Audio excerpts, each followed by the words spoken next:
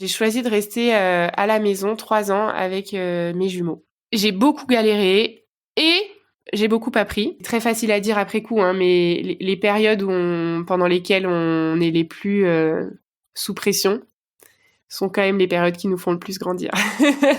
Et voilà, et cette parenthèse au foyer, ça a été la chance de ma vie, de me retrouver seule face à moi-même, de plus être celle qui brille en famille, en société, au boulot, de plus être justement le petit soleil et de faire face à ce que j'avais vraiment à l'intérieur de moi.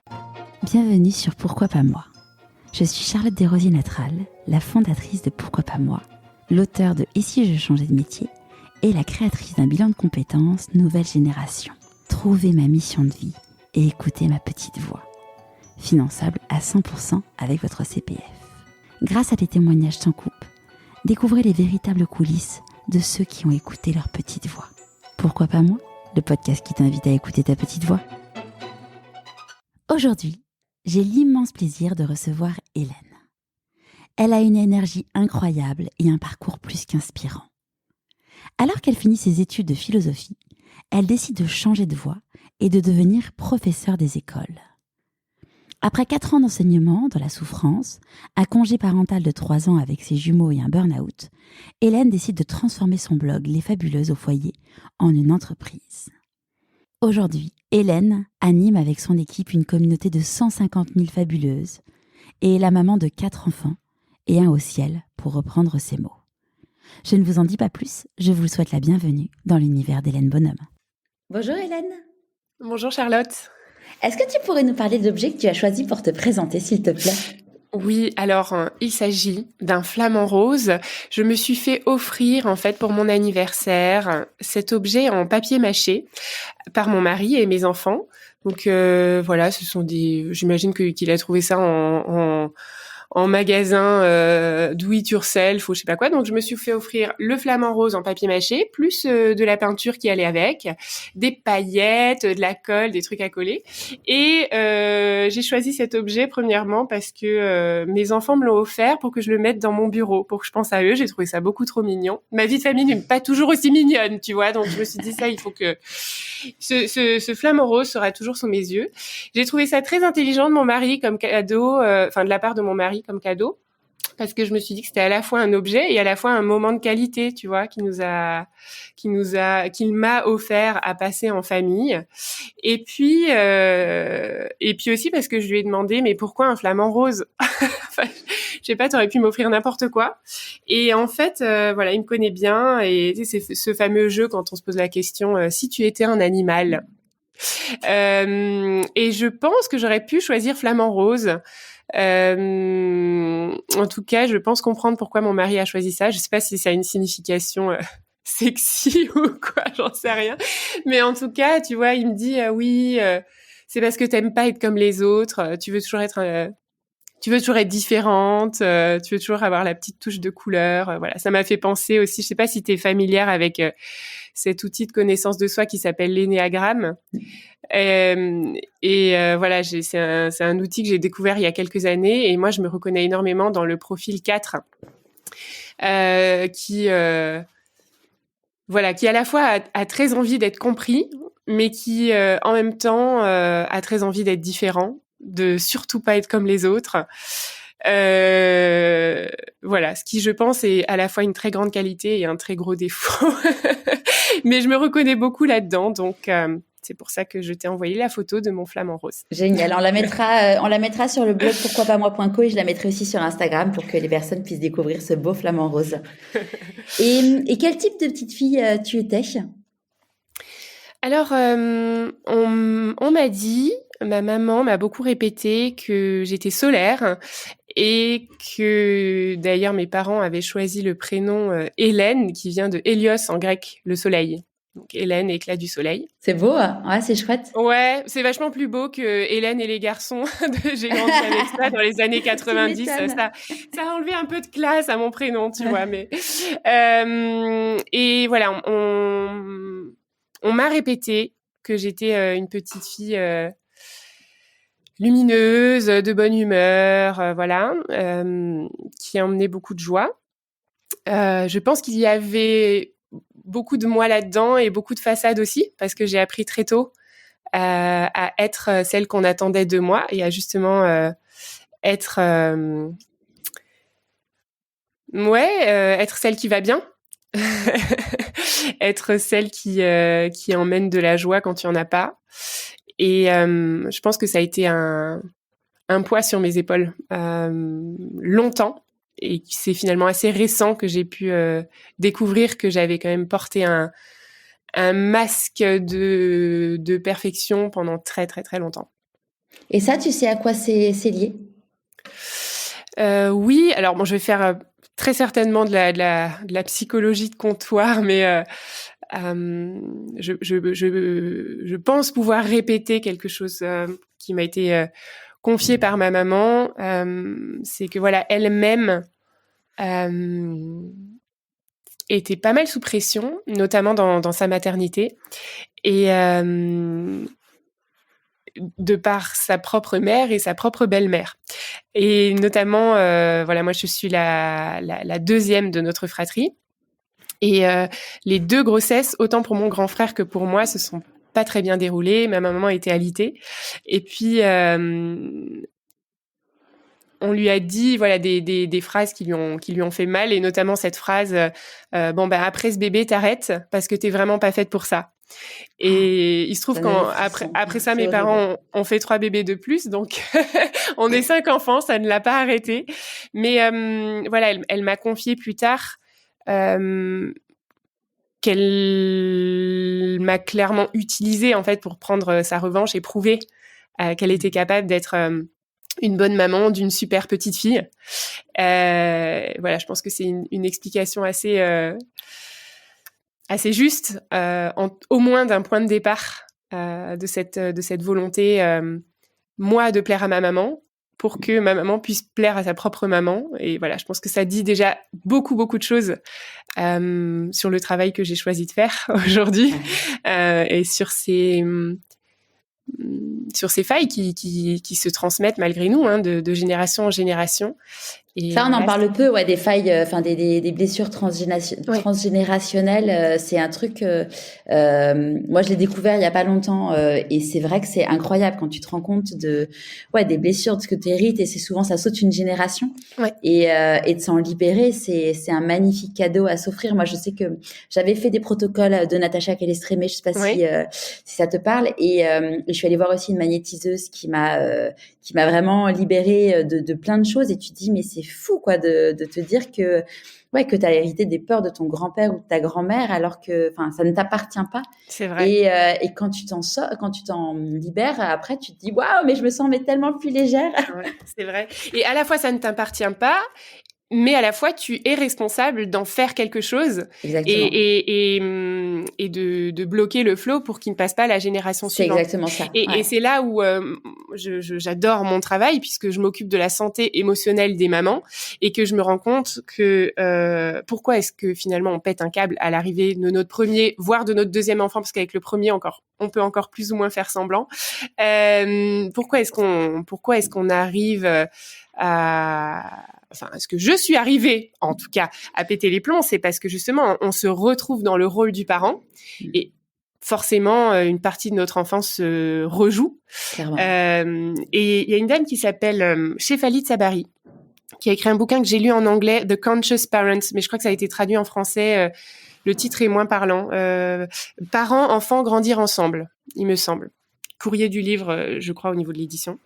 Et en fait, elle dit pourquoi faisons-nous des enfants finalement? Quelle est la vraie raison? Enfin, qu'est-ce qui nous a pris, quoi? Pourquoi est-ce qu'on fait ça? Est-ce que c'est pour peupler la planète, sachant que c'est pas forcément d'actualité? Est-ce qu'on fait ça pour pouponner, pour le fantasme d'avoir une table bien pleine à Noël quand on sera vieux? Et en fait, elle dit sur le plan spirituel, pourquoi est-ce qu'on fait des enfants? C'est pour évoluer en tant que parents. C'est pour devenir conscient de nous-mêmes. Et les enfants nous font ce cadeau. Et donc, elle va dire, nos enfants nous font-ils grandir? Et quelque part, on croit que c'est à nous de les élever, mais sur le plan spirituel, c'est eux qui nous élèvent. Clairement. Et moi, je suis hyper reconnaissante à ma maman d'avoir fait le travail qu'elle avait à faire de son côté pour qu'on puisse avoir ce genre de discussion qui me libère moi. Et je mets tout en œuvre. Je suis très très loin d'être parfaite, mais j'essaye de mettre tout en œuvre pour faire ce cadeau aussi à mes enfants. Mes parents ont souvent utilisé cette phrase que notre plafond soit votre plancher. Ils nous ont dit ça à mes frères, ma sœur et moi. Et voilà, j'espère que je pourrais transmettre à mes enfants un petit peu moins de casseroles que celles que j'ai reçues, de la même manière que c'est ce que mes parents ont fait pour moi. C'est chouette ça. Et où est-ce que tu as grandi ? En Alsace. Voilà, je suis une pure Alsacienne. Du côté de ma maman, du côté de mon papa, j'ai grandi dans un petit village que je peux citer ici, sait-on jamais, qui s'appelle Folgelsheim. Ouais. Alors, tu ne me demanderas pas de l'orthographier parce que... Non. C'est beaucoup trop compliqué. C'est pas très loin de Neuf-Brisac, voilà, qui est une ville qui a été fortifiée par Vauban. Et j'ai grandi dans le même village que mes grands-parents, qui parlaient alsacien. C'est vraiment le folklore total, tarte flambée, choucroute, enfin tout. Et puis je suis allée faire mes études à Strasbourg, qui était la grande ville. Voilà. Justement, du coup, ça s'est passé comment avant de parler de tes études, c'était quoi ton rêve de petite fille quand tu disais je serai grande, qu'est-ce que je ferais ? Alors moi, je rêvais de deux choses. Je rêvais d'être maîtresse, voilà, et je rêvais d'écrire des livres. Et je pense qu'aujourd'hui, c'est à peu près ce que je fais. Je pense enseigner d'une certaine manière, et puis j'écris. Donc. Et puis enseigner. Alors t'enseignes pas, t'enseignes indirectement aux enfants parce que tu passes par les mamans, mais. Ouais. J'espère. On a quelques retours quand même de plus en plus de fabuleuses mamans qui disent je suis ravie parce que ma fille de 12, 13, 14 ans, indirectement, alors soit regarde les vidéos directement, ou indirectement a changé de discours sur son estime d'elle-même, parce que moi, sa maman, j'ai aussi changé mon discours et j'ai appris à m'aimer moi. Donc je l'espère en tout cas, qu'on fait de l'influence multigénérationnelle. Bah oui, forcément. De toute façon, on dit quand la maman est bien, les enfants sont bien. Ouais. Et donc du coup, ça s'est passé comment pour toi au moment du choix des études ? Alors, j'ai fait un bac littéraire. Ça, la question ne se posait même pas. J'aurais pas du tout assuré dans les autres filières. Et voilà, j'ai toujours adoré les langues, la littérature. J'ai eu un coup de foudre pour la philo en terminale. Vraiment un coup de foudre. J'étais comme un poisson dans l'eau. Mon prof de philo m'a poussé à aller en prépa littéraire. Donc, j'ai débarqué en Cagne au lycée Fustel de Coulanges à Strasbourg, qui est au pied de la cathédrale. Voilà, pour moi, c'était vraiment le vrai monde, quoi. Je sortais de mon petit village, voilà. Du coup, t'as emménagé à Strasbour ? Oui, alors à l'époque, j'étais en internat. Ok. J'étais en internat, c'était une ambiance que j'ai adorée. On était entre cagneux. Enfin voilà, j'ai beaucoup aimé cette période-là, même si j'étais au bout de ma vie, puisqu'on faisait nos disserts de philo jusqu'à 3h du matin. Enfin voilà. Et c'était une belle saison de ma vie. Et donc en Hippo-Cagne et ensuite en Cagne, je me suis spécialisée en philo. Et puis je suis partie après en fac de philo. J'ai fait une licence de philo et il s'est passé pas mal de trucs dans ma vie qui font que j'ai pas eu confiance en moi pour passer ce qui aurait été la voie royale pour moi, un CAPES de philo, voire une agrégation. Je le regrette pas aujourd'hui parce que je suis pas sûre que j'aimerais être dans l'éducation nationale. Je l'ai été par une autre voie, mais voilà. En tout cas, j'ai paniqué. Je me suis dit, j'arriverai jamais à avoir le concours. Voilà, j'ai pensé à passer le concours d'école de journalisme et j'ai eu peur aussi. Je l'ai pas passé. Et t'as eu peur de quoi ? Je sais même pas si j'ai eu peur de pas réussir. J'ai eu peur de faire le mauvais choix. J'ai eu peur de finir à la rubrique des chiens écrasés. J'ai eu peur de ce que mon entourage allait dire de mes choix. Je pense que c'est surtout ça. Parce que justement, tes parents, ils faisaient quoi comme travail ? Alors, mon papa était artisan menuisier. C'est un homme extrêmement créatif, pas du tout entrepreneur dans l'âme. Il a toujours voulu garder sa petite boîte pour pouvoir tout faire. Donc, il a jamais créé 2 fois le même meuble. Il rencontre les gens, il essaye de comprendre qui ils sont et il leur dessine une cuisine, une salle de bain, un dressing, n'importe quoi qui leur ressemble. Donc, voilà, j'ai grandi dans l'odeur de la sciure, le bruit des machines. Et puis j'ai passé beaucoup de temps dans l'atelier de mon papa. Ça a été aussi beaucoup mes jobs d'été, poncer, vernir, couper, voilà. Et ma maman était conjoint collaborateur, le job le plus sexy du monde. Qui a le plus de reconnaissance. Oh là là. Elle a fait la compta de mon père pendant 30 ans. Et elle est revenue quand mes frères, ma sœur et moi avons quitté le nid. Elle est revenue à son premier amour puisqu'elle est infirmière de formation. Et puis, alors elle est à la retraite depuis quelques jours, mais les 10 dernières années, elle s'est occupée de personnes âgées à domicile. Voilà, donc des soins à domicile, et ça lui va super bien. Voilà, depuis qu'elle est retraitée, ses petits papis, mamies sont très tristes parce qu'elle leur manque beaucoup et qu'elle est, voilà, donc c'est vraiment une dame du soin, ma maman. Du coup, la philosophie dans tout ça, c'est loin de cet univers, de leur univers à tous les deux. Ouais, c'est loin de leur univers, mais c'est des gens très curieux. Et on avait des belles discussions à table. Je balançais mon sujet de la prochaine disserte et puis on en discutait. Voilà, je me suis pas forcément toujours sentie comprise, mais je me suis toujours sentie encouragée. Ça, c'est chouette, ouais. Ouais. Et donc, du coup, tu disais que t'avais peur pour l'école de journalisme, que t'as pas la grègue ni la titularisation. Et du coup, qu'est-ce que t'as fait? Et en fait, je me suis fait cette réflexion qui était peut-être pas si idiote que ça à l'époque. Je me suis dit, en fait, tu veux écrire des livres, tu veux avoir des trucs à raconter, mais aujourd'hui, t'as rien à raconter. Il faut que tu te confrontes au vrai monde et à la vraie vie. Et pourquoi est-ce que tu deviendrais pas ton premier job de rêve, c'est-à-dire professeur des écoles? Donc en fait, je suis passée de fac de philo à l'époque ce qui s'appelait l'IUFM, que les gens aujourd'hui ne connaissent peut-être plus, mais voilà, l'institut de formation des maîtres. Et donc j'ai passé le concours. Je l'ai eu du premier coup à ma grande surprise et je me suis retrouvée prof pour des enfants. J'étais remplaçante pendant 4 ans de la toute petite section de maternelle au CM2 et en plus de ça, j'ai été en SECPA, donc en collège, et en ITEP. Ceux qui savent que c'est des établissements extrêmement difficiles avec des enfants et des ados concrètement qu'on ne sait pas où mettre ailleurs et qui sont en grande souffrance.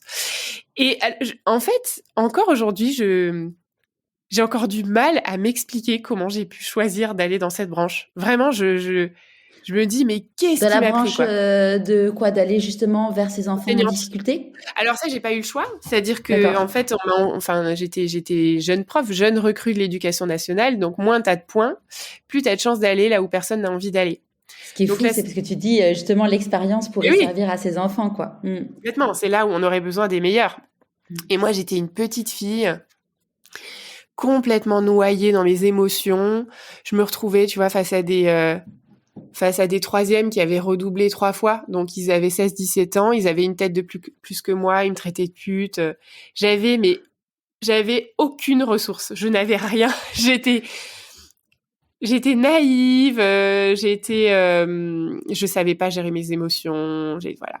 Et donc, j'ai détesté ces années-là. Voilà, je les ai détestées. Puis remplaçante, c'est encore plus dur parce que t'es la femme à abattre, quoi. Enfin, je veux dire, s'il y a une personne qu'on respecte pas, c'est la remplaçante qui va rester 1 semaine ou 1 mois. Et puis, ouais, puis t'as pas le temps de lier de construire des choses. Dès que t'as pu, construire une relation et mettre en place une petite forme d'autorité, tu t'en vas, quoi. Donc non, j'ai pas aimé ces années, mais Si mon objectif était d'apprendre un petit peu la vie, je pense que j'ai appris beaucoup de choses et que je me suis un petit peu endurcie quand même. Et donc, qu'est-ce qui a fait que du coup, tu as pris la décision d'arrêter? Alors, ce n'est pas qu'est-ce qui a fait, c'est qui est-ce qui a fait. C'est mon mari, David, que j'ai rencontré à cette période-là quand j'étais prof. Et je vais te dire un truc complètement kitsch, bisounours au possible, mais David, c'est vraiment c'est mon agent, quoi. Alors, je te confesse que j'aime Céline Dion. Et mais avec David moi, est mon René. Tu peux y aller. Je peux. Alors, je vais m'en donner à Tu peux y aller complètement, voilà. Vas-y. Je n'osais pas le dire. Mais non, mais vas-y. Cet homme est mon René, tu vois. Okay. C'est-à-dire qu'en gros, il croit en moi. Depuis toujours. C'est lui qui m'a dit, non mais attends, t'es capable de faire des dissertes de 14 pages sur un seul mot. Et alors pour lui, tout ce qui est scolaire, ça n'a aucun sens. Alors que moi, j'ai toujours été la très très bonne élève. Il me dit, mais ça pourrait servir à faire plein de choses. Enfin, je veux dire, il y a quand même pas beaucoup de gens qui savent écrire. Voilà, et donc on était jeunes, on était fous. On a lancé un site internet qui n'existe plus, sur lequel on publiait des critiques d'albums de musique. On a lancé un petit magazine qui était distribué à 40 exemplaires, qu'on imprimait nous-mêmes sur nos vieilles imprimantes HP. Voilà, et en fait, il m'a fait écrire autre chose que des dissertes de philo. Et ouais, il m'a lancé, quoi. Il m'a vraiment lancé. Et à ce moment-là, du coup, t'étais encore prof ? J'étais encore prof. Et on s'est mis ensemble. On s'est mariés au bout de 6 mois. Waouh. Ouais. Genre, tu vois, alors notre vie de couple n'a pas été toujours rose, mais ce qui a toujours été certain, c'est que on avait fait un choix et qu'on reviendrait pas dessus, quoi. Vous aviez quel âge ? On s'est mariés moi j'avais 24 ans et David 23. C'est hyper jeune quand j'y pense, je me dis, mais franchement, j'aurais tellement pu me tromper, en fait. Tu dis, en plus, te marier aussi vite à cet âge-là. Mais oui. Ouais. Ah non, et voilà, après coup, c'était une évidence. C'était une évidence. On a traversé 8 années de grosses galères de couple. Et je suis très très fière qu'on les ait surpassés, qu'on ait tous les deux grandi. Voilà, on a grandi. Et voilà, aujourd'hui on vit. On est très très loin d'être le couple parfait, hein, mais aujourd'hui, on touche du doigt que le couple peut être une bulle protectrice qui recharge les batteries. Et on commence à vivre, voilà, cette romance qui n'existait pas au début, parce qu'en fait, on s'est beaucoup notre amour à la base était très fondé sur le travail et les projets. Ce qui est beau en soi. Il y a des gens qui rêveraient d'être capables de bosser ensemble. Et nous, c'est un truc, on est bon, tu vois, on est bon à ça. Bosser ensemble, être complémentaires, se challenger, avoir des grands rêves, prendre des risques, parce que quand j'y pense, on a pris des risques incroyables pour en être là où on en est aujourd'hui. Par contre, voilà, on était tellement jeunes et on s'est lancé tellement vite qu'on n'a pas pris le temps de nourrir d'autres plans de notre relation. L'amitié, la romance, l'intimité, voilà. Donc, ça a pris du temps. Mais je pense pouvoir dire qu'aujourd'hui, on est sur beaucoup de plans une équipe qui gagne. C'est génial. De toute façon, après, qu'est-ce que le couple parfait, hein ? Tu peux avoir aussi... Enfin, tu vois, moi, je sais qu'avec mon ex-mari... Quand on s'est séparés, tout le monde a dit mais c'est pas possible, pas vous en fait. Ouais, et si tu creuses en fait, tu te dis bah ouais mais en fait il y avait plein de choses qui allaient pas et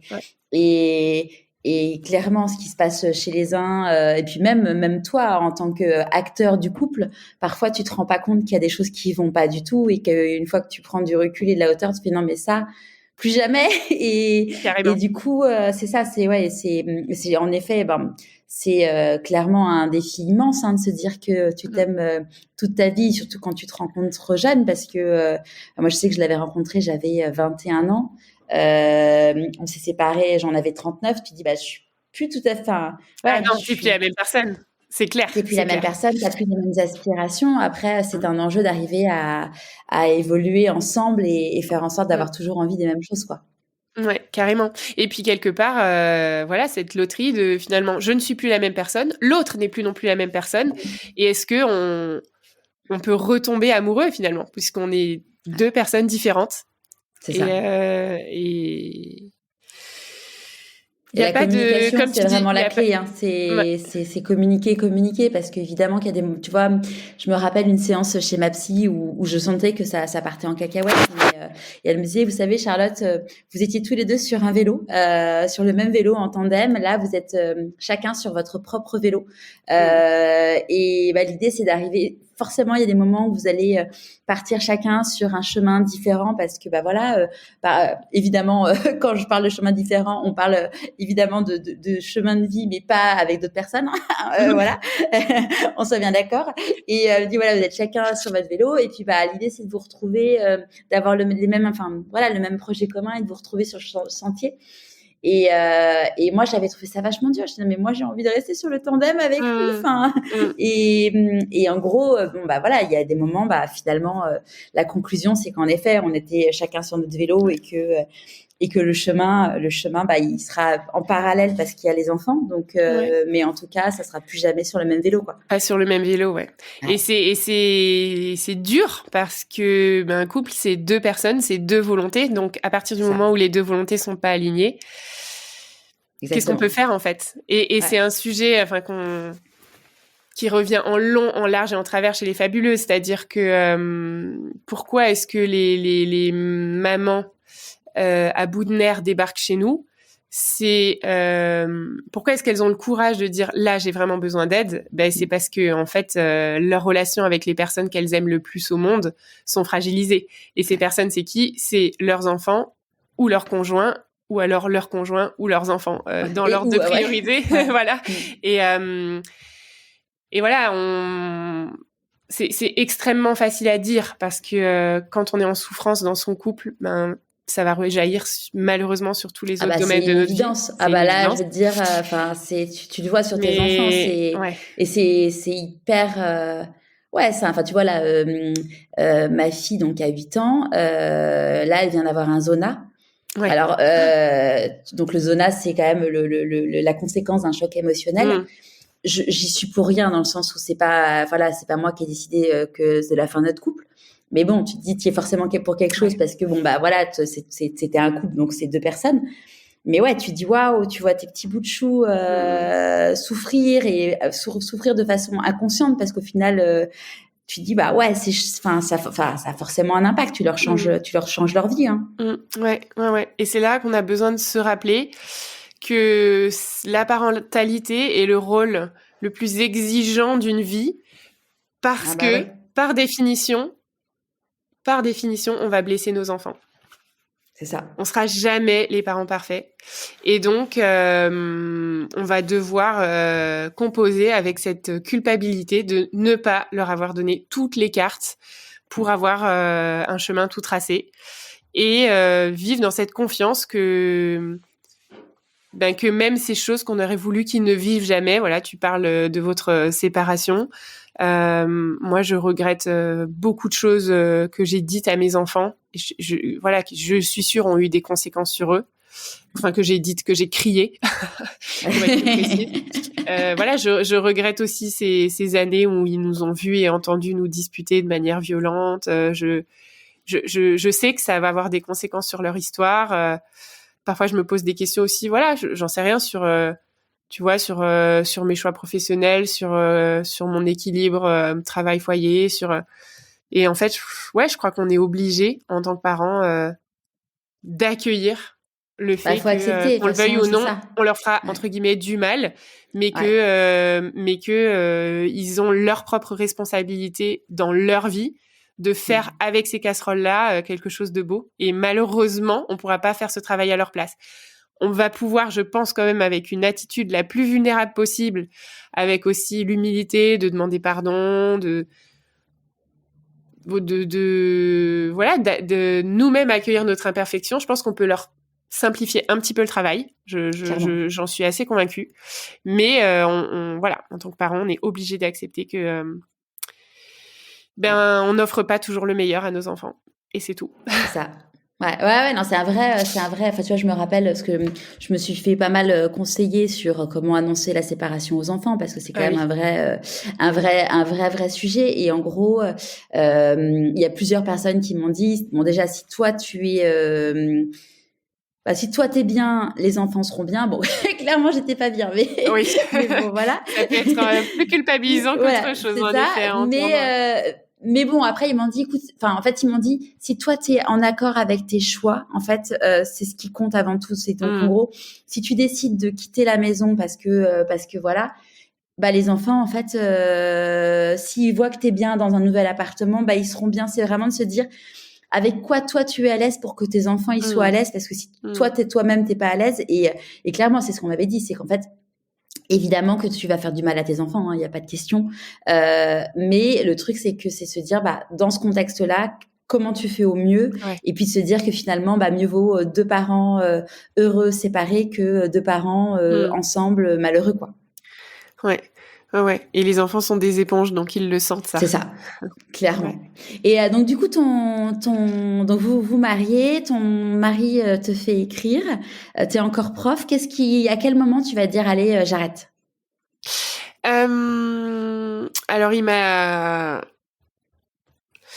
quand même tannée pendant au moins 2-3 ans en me disant tu pars tous les matins malheureuse, tu pars en pleurant au boulot dans ton boulot de prof, mais qu'est-ce que t'attends ? Enfin, c'est quoi ton problème en fait ? Pourquoi tu poses pas ta démission ? Vraiment, il comprenait pas pourquoi j'ai mis autant de temps à lâcher. Et puis, au bout d'un moment, j'ai lâché. Alors lui était graphiste de formation. Et donc à l'époque, il était auto-entrepreneur, et puis il était le terme exact n'est pas associé, mais il travaillait avec un autre auto-entrepreneur qui était développeur web. C'était vraiment les deux geeks dans leur appart strasbourgeois, pas aéré, qui bouffaient des pâtes et du steak devant les Simpsons, qui se levaient à midi et qui bossaient jusqu'à 2h du matin. Et donc, ils ont créé le tout début de ce qui aujourd'hui est devenu une agence de communication. Et donc, j'ai démissionné de l'éducation nationale pour me joindre à ce duo et faire alors de la relation client, parce que voilà, à cette époque-là, ils répondaient pas encore à leurs messages vocaux et tout, tu vois, c'était quand même ça allait pas. Et puis pour écrire, puisqu'en fait c'était le tout début des blogs, et en fait le tout début de la compréhension qu'un site vitrine c'est bien, mais le faire vivre c'est encore mieux, que sur internet les gens ne lisent pas, que en fait il faut réussir à attirer l'attention, voilà. Donc en fait je suis devenue ce qui à l'époque le nom n'existait pas, mais une sorte de copywriteuse, tu vois, pour nos clients, voilà. Mais à l'époque, ça n'existait pas du tout. Ça s'appelait, je sais pas, rédactrice ou j'en sais rien. Enfin, voilà. Et donc, web. Ouais, c'est rédacteur web. Ouais, ça fait un peu kitsch aujourd'hui de parler comme ça, mais le monde a changé entre temps. Et voilà, donc, je suis restée avec eux un petit paquet de temps, et puis on a officiellement donc créé une société. Qui est aujourd'hui une agence de communication, et voilà. Donc jusque là tout va bien. Je me dis waouh, pourquoi est-ce que j'ai perdu mon temps dans l'éducation nationale ? J'adore aller je dis au bureau le matin, mais tu sais, c'était même pas un bureau, on avait loué une sorte de lieu, de tiers lieu trop bizarre dans des ruines industrielles où il y avait des artistes qui faisaient des peintures de 5 mètres par 8 sur les murs. Il y avait écrit des gros mots que je ne répéterai pas aujourd'hui sur les murs. C'était ça, et là, nous on était là au milieu de cette friche industrielle avec nos ordinateurs. Enfin voilà, c'était la belle vie. On vivait avec rien. Et en même temps, on stressait pas pour payer le loyer et les factures. Je pense que c'était vraiment la fougue de la jeunesse. Et rétrospectivement, je suis hyper contente d'avoir vécu ça parce que tu vois, moi j'ai 36 ans et j'ai des amis aujourd'hui qui veulent se lancer dans le business. Et en fait, le gros avantage que moi j'ai eu, c'est d'avoir vécu ça très jeune, quand j'avais besoin de rien en fait. J'étais habituée à aucun confort et en fait, tu vois, parfois ils me disent mais j'arrive pas, je perce pas. Bon après il y a plein de raisons pour lesquelles un business peut ne pas percer, mais moi mon moteur principal, tout au début de cette première boîte qu'on a lancée ensemble, c'était de manger. Donc en fait, à un moment donné, tu le fais. Parce que t'as juste pas le choix, en fait. Et s'il n'y a pas de solution, tu la trouves. Parce que ta facture d'électricité va falloir la payer à un moment donné. Et je pense que ça a été des années formidables d'apprentissage parce qu'on n'avait pas peur. Alors, il y a eu des moments quand même beaucoup plus durs parce qu'entre-temps, les enfants sont arrivés. Voilà, il s'est passé des choses compliquées. On a fait confiance à des gens à qui on n'aurait pas dû faire confiance, pardon.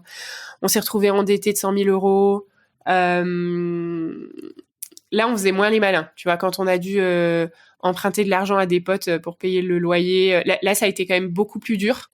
Et en même temps, on avait encore une sorte de fougue, d'énergie de la jeunesse à 23, 24, 25, 26 ans.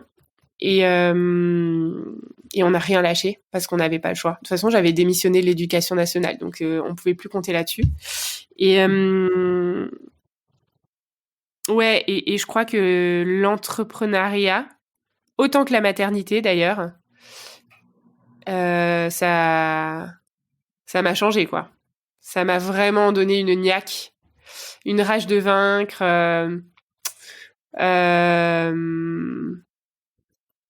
L'audace de dire ce que je pense, de mettre mes tripes sur la table et de dire bah voilà, ça c'est moi. Tu veux ou tu veux pas. T'es pas obligé, mais si tu veux, enfin tu vois, vendre aussi, se vendre, parce que tu peux vendre des clous ou des pneus ou voilà, mais quand tu vends toi, en fait, quand tu vends ton travail, tu as besoin d'avoir une estime de toi-même assez solide. Tu as besoin de t'affirmer, tu as besoin, voilà. Et clairement, entreprendre m'a énormément appris et sur moi et m'a beaucoup, beaucoup, beaucoup, beaucoup fait grandir. Voilà. Ouais. Et justement, du coup, l'arrivée des enfants, donc les premiers, c'est les jumeaux. Donc les premiers, c'est des jumeaux. Donc moi, je suis toute contente parce que j'ai enfin trouvé le job qui me plaît et tout. Et alors c'était un choix. On a décidé, on faisait nos petits calculs et on se disait bon, quand on aura 40 ans, on veut des enfants de quel âge, tu vois? Et on s'est dit ce serait cool qu'ils soient déjà grands. Et donc on dit bah vas-y, on s'y met direct. Sauf qu'on s'attendait pas à avoir des jumeaux du premier coup. Et t'avais quel âge? J'avais 26 ans. Et je suis tombée de très, très, très, très haut. Et j'ai été extrêmement jalouse de mon mari, qui partait au boulot le matin. J'ai été extrêmement jalouse de ses collègues, en fait, parce que la boîte commençait à marcher, on commençait à recruter. Et moi, en fait, qui avais bossé gratuitement pendant des années, maintenant que les fruits étaient prêts à cueillir sur l'arbre, j'étais plus là et j'étais toute seule chez moi avec mes 2 bébés. Donc j'ai été très très jalouse et je pense que ça a été le début aussi de notre longue crise de couple. Parce que lui, le pauvre, il y pouvait rien. En fait, c'est moi qui avais décidé de rester à la maison. J'aurais pu les faire garder si je voulais, mais je voulais pas non plus. Donc c'était le je veux, mais je ne veux pas. T'as pris un congé parental de combien de temps? 3 ans. Waouh. Ouais. Ouais, j'ai pris un congé parental de 3 ans en me disant... En fait, j'étais tiraillée dès le départ. Je voulais bosser, mais je voulais pas. Je me disais, mais attends, si j'ai fait des enfants, c'est quand même pour être avec eux. Puis en plus, j'en ai 2 en même temps. Et puis, vu ce que je gagne, honnêtement, je gagne même pas de quoi payer 2 places en crèche. Donc, en fait, voilà. Je me suis enfermée moi-même dans un modèle où j'avais pas le choix de rester à la maison 3 ans. Et puis voilà, ça venait clairement aussi du modèle de ma maman pourquoi elle était conjoint collaborateur, c'est pour passer du temps aussi avec nous à la maison, quoi. Et donc je m'étais créé ce modèle de la maman qui est là pour ses enfants. Personne ne m'a obligée à le faire, et au contraire, c'est mon mari qui me suppliait de reprendre le boulot, quoi, puisqu'il dit là, t'es en train de te noyer, tu deviens chiante en fait, enfin va bosser si c'est ça que tu veux. Et en même temps, franchement, avec le niveau de fatigue, les 2 bébés que j'avais, je me voyais pas non plus me lever le matin pour aller au travail. Ça m'allait aussi de traîner en pyjama jusqu'à midi, tu vois. Donc c'était vraiment c'était un bric-à-brac. C'était la peste ou le choléra. Et donc j'ai choisi de rester à la maison 3 ans avec mes jumeaux. J'ai beaucoup galéré et j'ai beaucoup appris. Je me rends compte qu'en enregistrant ce podcast, c'est très facile à dire après coup, mais les périodes pendant lesquelles on est les plus sous pression sont quand même les périodes qui nous font le plus grandir. Ah bah c'est sûr. Et voilà, et cette parenthèse au foyer, ça a été la chance de ma vie. De me retrouver seule face à moi-même, de plus être celle qui brille en famille, en société, au boulot, de plus être justement le petit soleil, et de faire face à ce que j'avais vraiment à l'intérieur de moi qui était pas très beau à voir. Et voilà, alors j'ai mis les mots burn-out maternel après, mais voilà, concrètement, je pleurais toute la journée, je criais sur mes enfants, après je pleurais d'avoir crié parce que j'étais justement cette mère que je voulais jamais devenir. Et puis j'ai eu le courage de prendre un premier rendez-vous chez une psy parce que voilà, dans le monde dont je venais, c'était quand même un truc de loser, quoi. C'est vraiment si tu vas consulter, tu sais, c'était l'époque où on disait je vais voir quelqu'un. Aujourd'hui, je trouve que c'est vachement plus c'est sûr. normal, tu vois, d'aller voir un psy. Au bout de combien de temps t'es allée voir une psy? Et ben 2015, donc mes enfants avaient 3 ans. Tu vois, c'est quand ils sont rentrés à l'école maternelle. Donc c'était quand même tard. Mais voilà, en tout cas, premier rendez-vous, la psy me dit alors si vous ne le faites pas pour vous, faudra quand même le faire pour vos enfants, parce que et ça a été la phrase qu'il me fallait, quoi. Je me suis dit OK, je le fais alors, je le fais pour eux. Et je pense que je n'aurais jamais fait cette première thérapie. Du coup, on n'aurait jamais fait notre deuxième thérapie de couple derrière. Clairement, j'aurais jamais lancé ma boîte non plus. Donc ouais, cette parenthèse au foyer a changé ma vie, et c'est pour ça que je persiste. Alors je sais pas si mon équipe me laissera faire longtemps, mais je persiste à laisser dans l'URL de mon site internet le mot foyer, fabuleuse au foyer. Alors c'est quand même voilà, ça frise le gros mot aujourd'hui, tu vois, le mot foyer. Mais j'aime bien jeter des pavés dans la mare, et moi le foyer. Voilà, j'ai voulu le fuir, je l'ai détesté, mais en même temps, je l'ai aimé, et en même temps, voilà, il m'a transformée. Et j'ai envie de parler de ce chapitre de la vie des femmes qui se jouent à l'intérieur du foyer. Alors, il reste encore quelques vraies femmes au foyer, mais ça, c'est quand même de plus en plus rare. Mais voilà, on parle quand même beaucoup de la femme au travail, et c'est très bien. Mais ma mission à moi, la mission que je me suis donnée, c'est de parler de ce qui se passe dans notre foyer. Parce que même si on n'est pas femme au foyer à plein temps, on a un foyer. On y est le matin, le soir. C'est ce qu'on dit, le soir où on rentre à la maison et qu'il y a les enfants, tu commences la 3e journée de travail, quoi. Exactement. Et même quand tu es au bureau, ton foyer, il est toujours dans ta tête parce que tu te dis merde, est-ce que j'ai mis un goûter dans le cartable Est-ce que j'ai pris rendez-vous pour les vaccins? Exactement. Et donc voilà, ce congé parental a été le début du reste de ma vie. du côté de ma relation avec moi-même, du côté de ma relation avec mon conjoint, avec mes enfants, et puis côté professionnel aussi.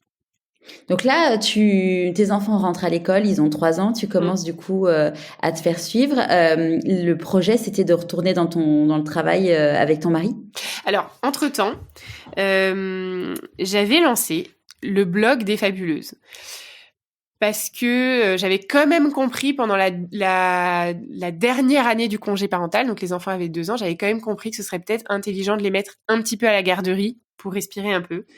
Et voilà, je me souviens que la mort dans l'âme, j'avais rempli le papier de la halte garderie du village en disant voilà, situation professionnelle en congé parental. Et j'avais honte, tu vois, de demander de l'aide pour les garder alors que j'avais que ça à faire de m'occuper d'eux. Mais je l'ai fait. Et donc, j'avais comme ça 2, 3, 4 heures par semaine pour moi toute seule. Et donc, j'ai commencé à écrire ce qui se passait dans ma vraie vie de maman. Pas du tout sexy. Et alors, parce que mon mari m'a mis beaucoup de coups de pied au derrière, encore une fois, René, je les ai publiés. Et voilà, c'est le début aussi des blogs personnels et tout, voilà. Et en fait, au début, c'est mes copines qui le lisent et très rapidement, elles l'envoient à des copines et je commence à recevoir des messages de gens que je ne connais pas, c'est quand même hallucinant, et qui me disent « T'as mis des caméras chez moi ou quoi? C'est pas possible. Ça me fait tellement du bien. Je lis ma propre vie quand je lis la tienne. » Donc, ça a été une vraie thérapie pour moi. Je me sentais vraiment moins seule. Et donc, ce blog des Fabuleuses commence à prendre une certaine ampleur. Il y a un premier bouquin, il y a un passage à la télé, ça prend sa petite ampleur. Et je me retrouve face au choix de retourner dans l'éducation nationale. Et là, en fait, c'est mon mari qui me dit, t'as 2 options. Option 1, tu reprends ton job de prof et ton truc de fabuleuse, en fait, peut-être qu'une fois par mois, tu auras l'énergie d'écrire un article et ce sera sympa et ça restera le loisir que c'est. Soit tu appuies sur l'accélérateur et en fait, ça devient ton activité à plein temps. Mais dans ce cas-là, il va falloir générer de revenus. Donc, en l'occurrence, il va falloir appuyer très, très fort sur le champignon. Donc, j'avais une première expérience plus ou moins entrepreneuriale parce que je faisais partie de ce trio de mon mari, son associé et moi. Donc, j'avais une petite idée de ce que ça voulait dire. Et voilà, j'avais tellement pas envie de reprendre mon boulot de prof que j'ai dit OK. Pourquoi c'était quoi du coup l'opportunité de retourner dans l'éducation nationale? C'est-à-dire que j'étais encore en fin de congé parental, donc mon poste m'était encore réservé à ce moment-là. D'accord. En fait, à l'époque, tu avais démissionné, mais t'étais pas... d'accord, OK. C'est à ce moment précis que j'ai posé ma démission. Oui, pour être plus précis, c'est que d'abord, j'ai eu mes 3 années de congé parental auxquelles j'avais le droit, et que c'est à la fin de ce congé parental que j'ai été mise face à un choix. OK. En fait, t'étais plus titulaire t'étais plus en remplacement, donc t'étais en mode dispo, mais tu bossais du coup pour ton mari. Et après, du coup, t'avais tes enfants et... Exactement. C'est exactement ça. Ouais. D'accord. Donc voilà, et puis... Et le livre, du coup, ça s'est passé comment, le premier livre Alors, le premier livre, c'est une fabuleuse donc, qui lisait mon blog, qui, sans que je le sache, m'a inscrite à un concours sur la chaîne de télé qui s'appelle Teva. Et la chaîne de télé Teva organisait une sorte, un concours, je sais pas comment le dire autrement, sur la femme de l'année, la femme Teva 2015. Et en fait, cette personne qui fait partie de mes lectrices, sans que je le sache, a envoyé ma candidature à ce truc-là. Et donc moi, je suis au courant de rien et je reçois un coup de fil. Oui, bonjour, je m'appelle Candice du groupe M6. Vous faites partie des 10 finalistes. Venez la semaine prochaine. Vous passez à la télé. Voilà. Et en fait, là, c'est clairement mon entrepreneur de mari qui m'a dit tu vas pas passer à la télé et avoir rien à proposer là. Il faut montrer qui t'es. Voilà. Donc viens, on fait un bouquin avec les textes de ton blog. Je dis mais quoi, mais comment, mais on n'a pas d'éditeur, on n'a pas de... Il me dit laisse-moi faire. Et dans l'après-midi, j'ai un appel d'un éditeur, un petit éditeur parisien, première partie. Voilà, le monsieur s'appelle Pierre et il me dit oui, ton mari m'a appelé. Écoute, on va faire un livre. Les mamans, c'est vraiment important. Voilà. Donc en 3 semaines, on a sorti ce livre qui était un recueil de textes qui étaient déjà publiés sur le blog.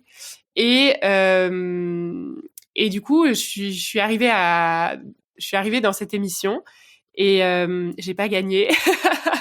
Mais j'ai rencontré en fait des gens extraordinaires qui travaillaient là-bas au groupe M6 et notamment une dame qui m'a dit mais qu'est-ce que vous faites et expliquez-moi ce que vous faites. Et en fait mon mari a eu une idée géniale parce que j'ai eu un objet à lui donner, tu vois, j'ai eu quelque chose qui résumait toute la philosophie de ce que j'avais essayé de faire. Je lui ai donné ça et elle a dit on veut bosser avec vous, et donc ils sont devenus partenaires du livre. Il y a eu des passages télé, des passages radio, enfin voilà, c'était incroyable. C'était juste extraordinaire comme histoire. Et ça a clairement été un accélérateur pour les Fabuleuses. Et tu vois, ça, c'est l'une des 100 000 idées que j'aurais jamais eues toute seule et que mon René a eu pour moi. Et j'adore parce que moi, en fait, j'ai qu'à me concentrer sur écrire, c'est ce que je sais faire. Et lui, il me dit vas-y, fais ça. Et je lui fais confiance parce qu'à chaque fois, c'est une bonne idée. Enfin, pas toujours, mais souvent. Ne nous emballons pas. S'il nous écoute, attention. Et cette personne, tu sais du coup qui c'est, cette personne qui t'avait inscrite Oui, je sais. Elle s'appelle Stéphanie de Tellier. Je l'embrasse si elle m'écoute. Et puis elle est devenue entre-temps contributrice aussi sur le blog des Fabuleuses. On s'est rencontrés. Ouais, c'était une des toutes premières contributrices au site. Et une femme avec un sens de l'humour, voilà, qui m'a toujours beaucoup touchée et qui était urbaniste de formation, donc rien à voir avec ce qu'on faisait. Et ça a été une des premières personnes qui m'a donné envie de croire en fait en mon projet, parce que je me rendais compte qu'on touchait des gens de toutes sortes d'horizons, des mamans qui étaient au foyer pour cause de congé maternité ou congé parental, des journalistes, des avocates, des hôtesses de caisse, une urbaniste, des profs, des infirmières. Enfin, voilà. C'est un sujet qui touche tout le monde en fait. C'est un sujet qui touche tout le monde. Ouais. Ouais. Et donc là, donc tu te dis, ok, c'est parti, j'ai envie de me lancer dans l'aventure entrepreneuriale avec les Fabuleuses. C'était quoi ton idée, ton projet à ce moment-là? Tu disais, les Fabuleuses, c'est quoi? À ce moment-là, les Fabuleuses, c'était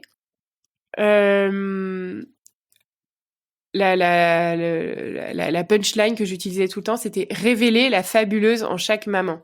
Donc les Fabuleuses, c'était rendre visibles les exploits qui sont accomplis par les mères à l'intérieur de leur famille, de leur foyer, et pour lesquels elles seront jamais applaudies. Voilà. Au départ, c'était ça. Et plus les choses ont avancé, plus la vision s'est affinée pour que aujourd'hui je puisse te répondre. Les Fabuleuses, c'est prendre soin de la santé émotionnelle des mamans. C'est-à-dire qu'au départ, on était vraiment dans rendre visible et leur offrir de la reconnaissance, chose dont elles avaient besoin. Mais finalement, ce besoin de reconnaissance n'était que la partie émergée d'un iceberg qui s'appelle épuisement, burn-out. Et pour plein de raisons, je pense que c'est Voilà, je suis pas sociologue, mais j'ai quand même un joli petit poste d'observation avec mes 150 000 Fabuleuses.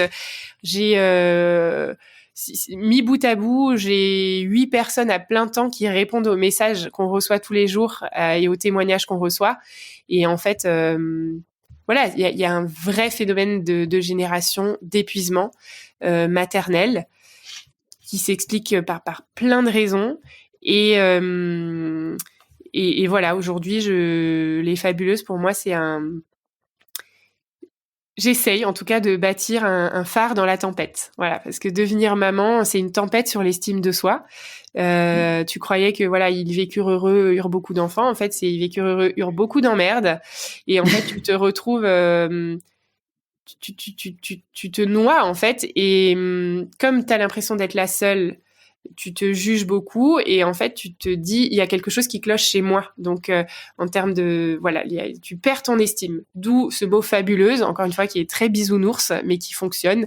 C'est-à-dire t'es persuadé de pas l'être, mais moi mon job c'est tous les jours de te rappeler que tu l'es. Voilà. Et que t'as rien à faire pour ça, et que la fabulosité c'est pas du tout la perfection, bien au contraire, c'est la vulnérabilité, c'est accueillir mon imperfection. et avancer quand même et se rendre compte que c'est ça qui rend service au monde en fait, c'est que je sois juste moi avec tous mes défauts. Et voilà, donc les Fabuleuses aujourd'hui, c'est le phare qui permet à un maximum de mamans qui se noient dans l'autocritique, la culpabilité, le jugement, la pression. Parce que je fais une petite parenthèse, mais c'est évident que la société met une pression hallucinante sur les mères aujourd'hui. Mais cette pression, elle est internalisée. C'est-à-dire que à partir du moment où tu te sens coupable, c'est que tu t'es laissé culpabiliser. Et pourquoi tu t'es laissé culpabiliser ? C'est parce que ton panier est percé à un moment donné. Donc, c'est à toi de décider que non. Et c'est à toi de pas être une victime, d'être responsable et de dire stop, en fait, à cette pression. Et je sais plus où je voulais en venir. Enfin, voilà. Le phare des mamans qui se noient, dans la tempête. Mais ça, je pense, moi, je suis complètement d'accord avec toi, hein, tu vois. C'est un message que j'ai beaucoup entendu de mes invités du podcast sur le fait que tu as le choix de ne pas être une victime et justement de prendre le dessus et de ne pas être dans cette posture de victime. Et bon, du coup, je l'ai bien expérimenté cet été. Et clairement, en fait, tu as le choix. En fait, soit tu subis, soit tu agis. Ouais. Et à partir du moment où, tu vois, moi, je sais que le nombre de fois où j'entends, les entreprises sont responsables du bonheur de leurs salariés. Moi, ça me met en colère, en fait, quand j'entends ça, parce qu'en fait, il y a une responsabilité de bien traiter ses salariés, il n'y a pas de débat. Mais en fait, on est responsable nous-mêmes. Moi, je sais que, tu vois, j'ai fait un burn-out parce qu'en fait, je ne m'aimais pas. Donc, comme je ne m'aimais pas, je ne me respectais pas. Et donc, je ne me faisais pas respecter, en fait. Et c'est fou de voir, en fait, tu vois, moi, j'avais un homologue qui avait le même poste que moi au niveau commercial. Moi, c'était marketing. Le CEO, donc notre boss respectif, se comportait pas de la même façon avec le mec qu'avec moi. Et c'est pas parce il était pas misogyne, c'est pas le sujet. C'est juste qu'en fait, moi, j'avais des failles et je laissais entrer des trucs et je mettais pas des barrières et que l'autre mettait bien, quoi. Carrément. Alors, je sais pas si la métaphore est juste, mais c'est un peu comme les chiens qui reniflent la peur. Et à un moment donné, en fait, c'est notre posture, en fait, qui va faire que des personnes s'engouffrent dans la faille, comme tu le dis. Exactement. Après, tout n'est pas excusable, ça c'est évident. Mais pour moi, ça a été aussi une clé, voilà, justement, de reprendre en main le trousseau de clés et de plus le donner aux autres. Et ça, on en est chacun responsable pour nous-mêmes, comme tu le dis très justement. Ce qui est une magnifique nouvelle, parce que bon, il y a des gens qui pourront se dire ah ouais mais bon, mais en fait c'est génial parce qu'en fait on est acteur de notre propre vie, quoi. On a la possibilité de faire en sorte que de voir du positif partout, même si potentiellement t'as une grosse semaine de merde, il y a toujours du positif. Tu vois, ce que je disais l'autre jour, maintenant je suis parisienne mais je vis à Marseille. À Marseille, il n'y a pas un jour où tu vois pas le soleil. Ça n'existe pas, en fait. Même un jour où il pleut toute la journée, il y a forcément le soleil. Et je trouve que c'est une belle métaphore de la vie. C'est que même dans une journée où tu as eu que des merdes, il y a forcément le soleil qui va apparaître. C'est beau. Et je peux pas dire la même chose de Bordeaux. Parce que quand il pleut, il peut pleuvoir 6 mois, tu vois. Mais si, après, en même temps, comme on dit, hein, le soleil, il est derrière les nuages. Ouais, c'est vrai. Puis moi, maintenant, j'assume le fait qu'en fait, moi, je suis, même quand il fait pas beau, de toute façon, moi, je suis sur l'arc-en-ciel avec les bisounours. Ah. Donc, du coup, dans tous les cas, maintenant, le soleil, je le vois toujours. Et c'est vrai, c'est juste ce que tu dis. C'est tellement une histoire de regard. C'est tellement une histoire de lunettes qu'on décide de porter. C'est très juste.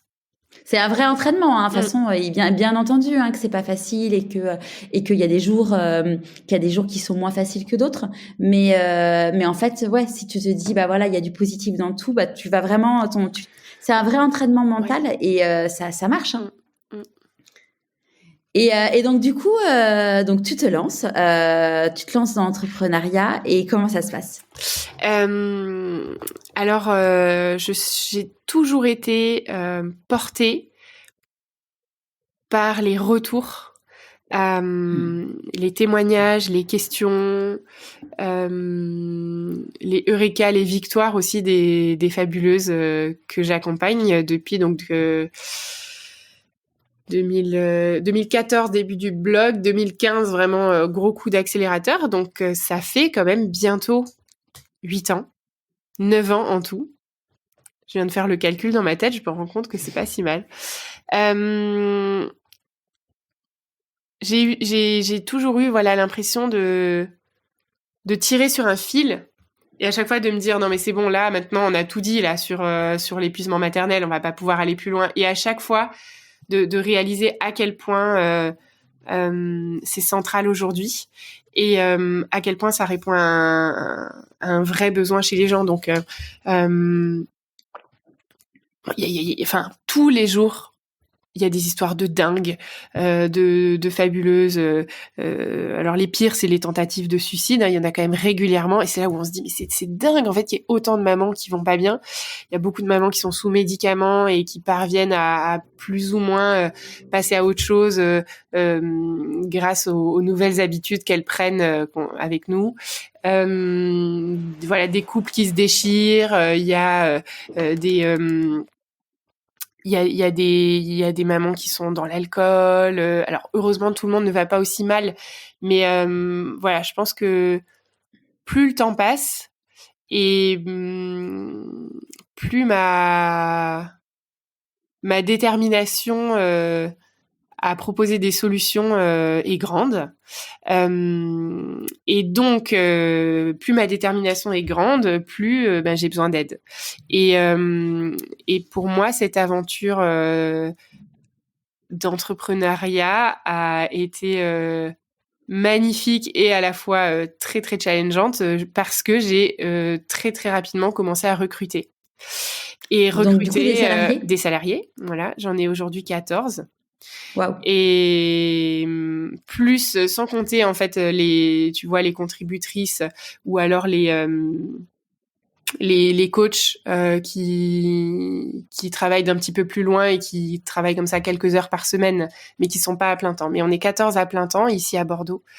Et recruter, ça a été une énorme aventure. Si je l'avais pas fait, je pourrais pas aider autant de mamans aujourd'hui. Et en même temps, c'est une pression incroyable, une pression financière sur mes épaules de fou, parce que il faut les payer ces gens-là et que j'ai toujours voulu qu'ils soient correctement payés parce qu'on n'est pas, j'ai pas voulu construire une asso ou une ONG parce qu'en fait j'ai envie de bosser avec des gens qui ont envie d'être là et à qui je peux donner aussi des moyens. En parlant, je me rends compte que ça existe les assos et les ONG qui ont les moyens, mais c'est juste qu'ils savent les trouver autrement. Peut-être par du fundraising ou des choses comme ça, choses qui n'est absolument pas mon métier. Ça me fait penser d'ailleurs, elle est à Bordeaux aussi, ça me fait penser à Anne-Sophie Vive qui a créé les Burnettes. Les Burnettes, on s'est rencontrés, et elle arrive, génial. Elle arrive justement à trouver des financements, mais après finalement c'est un autre métier. C'est un autre métier. C'est un autre métier. Et j'admire beaucoup Anne-Sophie que j'ai rencontrée parce que justement je me suis dit waouh, elle sait chercher des subventions, elle sait faire des dossiers, elle sait, tu vois. Et c'est vrai que alors moi j'ai beaucoup connu le modèle associatif dans mon enfance et ma jeunesse, et je pense que ça doit certainement être aussi une petite réaction épidermique chez moi, la volonté d'entreprendre, parce que c'est aussi une liberté d'investissement dans ce qui te paraît important. Donc clairement, je pense que c'est un choix qui est fondé aussi dans mon histoire et les limites que j'ai vues d'un certain côté. Maintenant, c'est pas du tout simple ni parfait ce que je vis dans mon entreprise, hein. Mais j'adore ça me fait beaucoup grandir déjà de tenir cette pression financière, et puis aussi de m'entourer de gens qui sont meilleurs que moi. Je pense que c'est ça en fait l'entrepreneuriat, et aujourd'hui je suis hyper fière. Le vrai bon manager, c'est ça en effet. Et je suis fière de mon équipe. Je suis fière de mon équipe parce que dans différents domaines, il y a beaucoup de gens qui savent mieux faire que moi, et j'espère qu'il y en aura toujours plus. Et puis, ça nous permet aussi de toucher plus de mamans, puisque en fait, forcément, comme on a un ton, une ligne éditoriale qui est très incarnée, moi, je vais raconter ma vie, mais je prends l'exemple d'Anna Latron qui m'a rejoint il y a 4-5 ans. Elle a une toute autre histoire, elle a des enfants extraordinaires. Bon, ben, elle est arrivée, elle a lancé une sous-communauté qui s'appelle les Fabuleuses Aidantes et qui fait un bien fou à quantité de mamans et que moi, j'aurais jamais pu gérer parce que j'aurais rien à dire en fait sur ce sujet-là. Fleur Lise Paluet nous a rejoint, c'est une illustratrice, c'est elle qui est à la barre de notre compte Instagram. Et ben voilà, c'est la reine des BD. On a édité d'ailleurs sa première BD là il y a quelques mois. Et ben elle raconte les histoires encore différemment. C'est ça qui est chouette, c'est qu'en fait c'est se dire, j'avais interviewé Christine Michaud qui fait la psychologie positive, qui a écrit des livres, enfin qui a été chroniqueuse, elle est québécoise. Là au Québec, c'est quelqu'un qui est très très connu et reconnu. Et Christine, elle disait que en fait, elle faisait des chroniques sur des livres et un jour, elle se dit mais moi j'aimerais bien écrire, mais elle se sentait complètement le syndrome de l'imposteur et elle dit non mais moi, enfin qu'est-ce que je pourrais écrire en fait, tout a été écrit sur ce sujet-là. Et la personne lui répond mais Christine oui mais pas par toi. Ouais. Et on a vraiment tous en effet tout a été écrit, tous les sujets ont été traités ou presque, mais pas par nous. Et en fait on a chacun son histoire, sa sensibilité, sa vulnérabilité à partager et c'est ce qui fait que s'il y a des personnes qui se disent tiens moi j'aimerais bien me lancer là-dessus mais que ça a déjà été fait. Oui, mais pas par toi. Exactement, j'allais dire. Pourquoi pas moi? Ouais. Et donc là, du coup, tu as une équipe de 14 personnes. Aujourd'hui, c'est quoi votre business model? Alors, nous, premièrement, ce qui est vraiment aujourd'hui la colonne vertébrale de l'entreprise, c'est la partie immergée de l'iceberg qui s'appelle le village. Donc, on est un média qui donne beaucoup de contenu gratuitement. Ce qui est gratuit également, c'est le mail du matin que j'envoie depuis 5 ans tous les matins. C'est la petite piqûre de rappel pour pas oublier de prendre soin de toi quand t'es maman. C'est toi qui écris? Ouais, c'est moi qui écris. Et ouais, enfin, on pourrait parler un podcast entier sur l'exigence d'écrire tous les jours. Oui. Ouais, c'est ça, ouais. Et en même temps, ça me permet de rester aussi en contact en fait avec ma communauté et de pas devenir une sorte de d'entrepreneuse dans les nuages. Et ouais, j'adore. Et puis avant d'être une entrepreneuse, moi je suis une créatrice de contenu, donc si je le fais plus, ouais, tu te perds. Je me perds vraiment.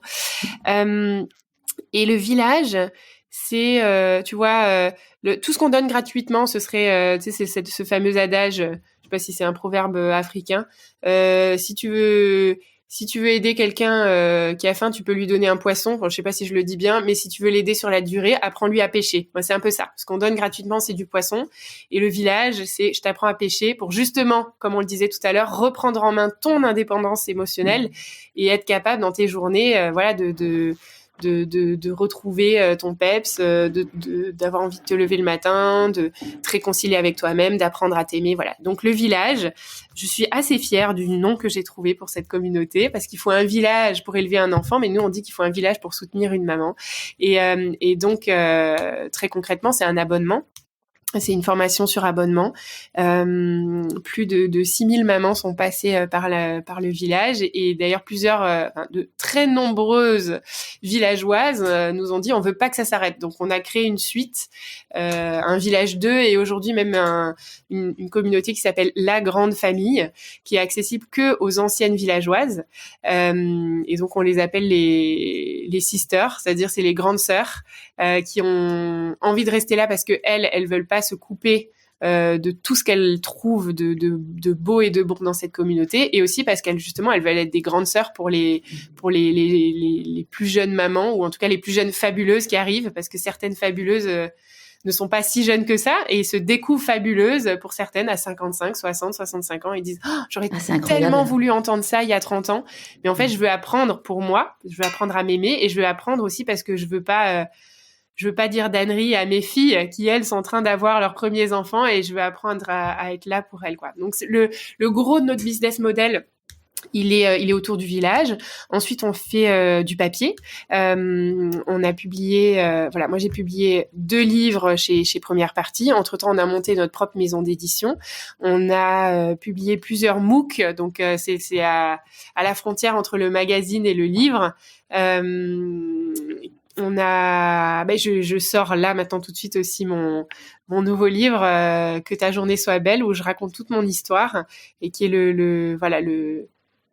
J'ai distillé justement certaines choses dans ce mail du matin que j'écris depuis 5 ans, mais j'ai eu besoin d'assembler le puzzle, de raconter des choses qui n'avaient encore jamais été racontées, et puis d'avoir aussi un objet papier, parce qu'on a tellement en fait justement de fabuleuses, de grandes sœurs dont la vie a changé depuis toutes ces années et qui sont des ambassadrices et qui parlent des fabuleuses tout autour, mais qui n'ont pas forcément, jusqu'à aujourd'hui, qui n'avaient pas forcément de support aussi pour dire, tiens, les fabuleuses, c'est ça. Et d'où le titre aussi, Que ta journée soit belle, qui est la signature, en fait, de tous mes mails depuis 5 ans. Voilà, que ta journée ne soit pas parfaite, mais que tu puisses trouver un peu de beauté dans ta journée de maman. Donc voilà, il y a tout ce qui est papier, il y a tout ce qui est événementiel aussi. C'est la branche de l'entreprise qui a beaucoup souffert du Covid, forcément, mais qui nous a permis, qui nous a donné le coup de pied aux fesses dont on avait besoin pour beaucoup se professionnaliser du côté de la vidéo. Donc on avait des bureaux au centre-ville de Bordeaux et on a décidé de déménager à Senon, qui est Bordeaux rive droite, pour avoir beaucoup plus de superficie, et on a créé un studio, notamment avec l'aide de notre réalisateur qui s'appelle Clément Burali, qui est le geek du matos vidéo, qui a équipé notre studio de manière incroyable. Je saurais pas tout expliquer. Justement, il est meilleur que moi, donc tu vois, je veux même pas savoir. Mais je sais qu'il a réussi à faire en sorte, pendant la crise du Covid, de faire en sorte qu'on soit capable de diffuser des lives hyper qualitatifs, multicaméra, enfin comme à la télé, tu vois. On n'est pas encore au niveau de la télé, mais voilà. Et donc en fait, puisque nos villageoises ne pouvaient plus se retrouver entre elles et qu'on a dû annuler, j'avais fait le calcul un jour, 14 ou 15 événements. Donc pour nous, ça a été quand même catastrophique. Eh bien, on a été obligé de créer des nouveaux concepts. Donc on a proposé aux fabuleuses de non pas se retrouver en physique dans des salles de 200-300 personnes parce que c'était pas possible, mais on a diffusé des émissions chez des hôtesses qui disaient voilà, moi j'habite à tel endroit, je me mets sur une map. Et s'il y a des fabuleuses autour de chez moi, moi, je peux accueillir entre 6 et 10 personnes pour venir voir cette émission avec moi et pour vivre la soirée ensemble. Donc, on a créé des sortes de ce qu'on a appelé les fêtes des voisines.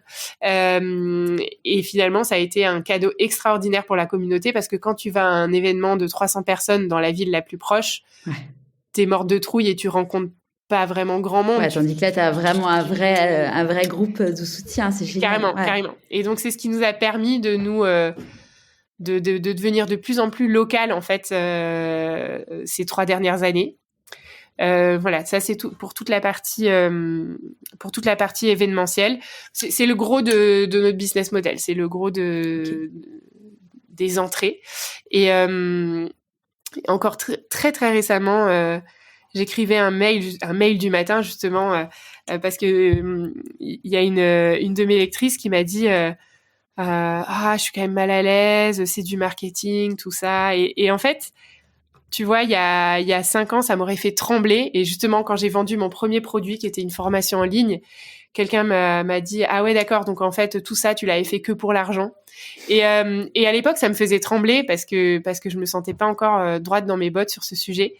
Et en fait, cette lectrice, je lui ai répondu que je suis hyper fière, en fait, de générer de l'argent et que j'arrêterai pas de le faire et que s'il faut du marketing, en fait, pour proposer des produits, en fait, dans lesquels une équipe de 15 personnes met toute son exigence envers elle-même, toute son exigence envers ses collègues, met des moyens de plus en plus conséquents et tout son cœur aussi, en fait, moi, ça me va. Et je suis fière, en fait, des produits que je vends parce que, premièrement, je sais qu'ils fonctionnent. Et ça m'a pris un temps fou, hein, d'être aligné avec le fait que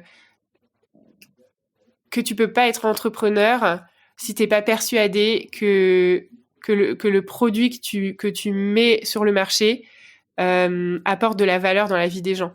Et aujourd'hui, j'en suis tellement convaincue et je suis tellement convaincue que l'argent, en fait, c'est un outil qui me permet de salarier des gens très très bons pour que le message soit apporté de manière encore plus efficace. Et puis que tu puisses vivre toi aussi. Que je puisse vivre aussi, parce que j'ai été bénévole pendant plusieurs années, mais au bout d'un moment, j'aurais arrêté en fait, si aujourd'hui je pouvais pas être salariée par ma structure, c'est clair. Ah oui, de toute façon, il y a un moment donné. Et puis après, moi, ça me parle beaucoup ce que tu dis, parce que tu vois, moi, quand j'ai créé le podcast, il y avait aucune idée de business model derrière. Enfin, comme quand tu as créé ton blog, il y avait pas. J'avais la conviction profonde qu'un jour j'arriverais à vivre de ce projet, mais comment mais vraiment, mais aucune idée quoi. Ouais. Et c'est ça, c'est se dire finalement. Toutes les deux, on offre du contenu. Moi, typiquement le podcast, c'est à date, il va bientôt avoir 3 ans. J'ai jamais fait de pub dessus, donc ça a été un centre de coût.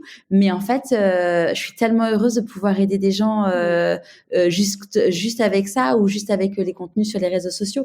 Et après, les personnes qui ont envie d'aller plus loin et j'aime beaucoup cette idée en effet d'apprendre à pêcher, parce que voilà. Et puis après, on dit façon dans les piliers de l'alignement de soi, en tout cas au niveau professionnel, si tu ne vis pas de l'activité pour laquelle tu es faite, en fait, tu auras un déséquilibre. Et on est dans un...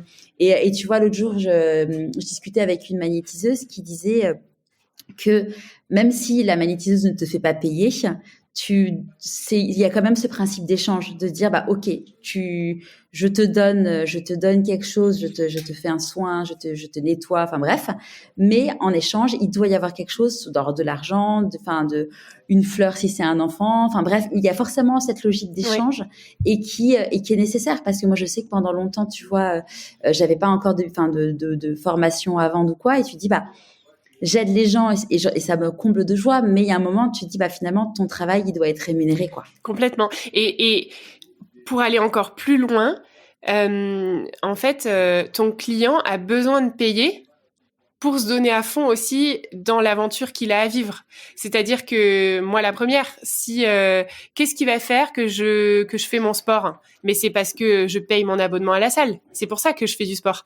Parce qu'en fait, je me dis, je vais quand même pas perdre mon argent. Et donc, mine de rien, c'est une motivation incroyable. Et c'est pour ça que autant ce qui est gratuit, autant tu vois, nous aujourd'hui, on a le village, je veux que des gens motivés. Et comment est-ce que je teste la motivation ? C'est est-ce que tu es prêt à payer pour ça ? Par contre, derrière, forcément, il va y avoir des mamans qui sont en détresse et qui n'ont pas les moyens. Et là, nous, on a toujours été...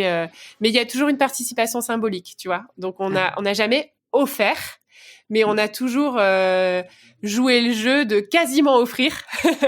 Et je trouve hyper important cette participation symbolique. J'aime bien l'idée de la fleur dont tu parles. Juste donner une fleur, parce que c'est, encore une fois, une manière de se responsabiliser dans l'aventure qu'on a à vivre et de pas juste être en position d'être sauvé par l'autre. Non, c'est chacun qui va faire son travail de se sauver soi-même, en fait.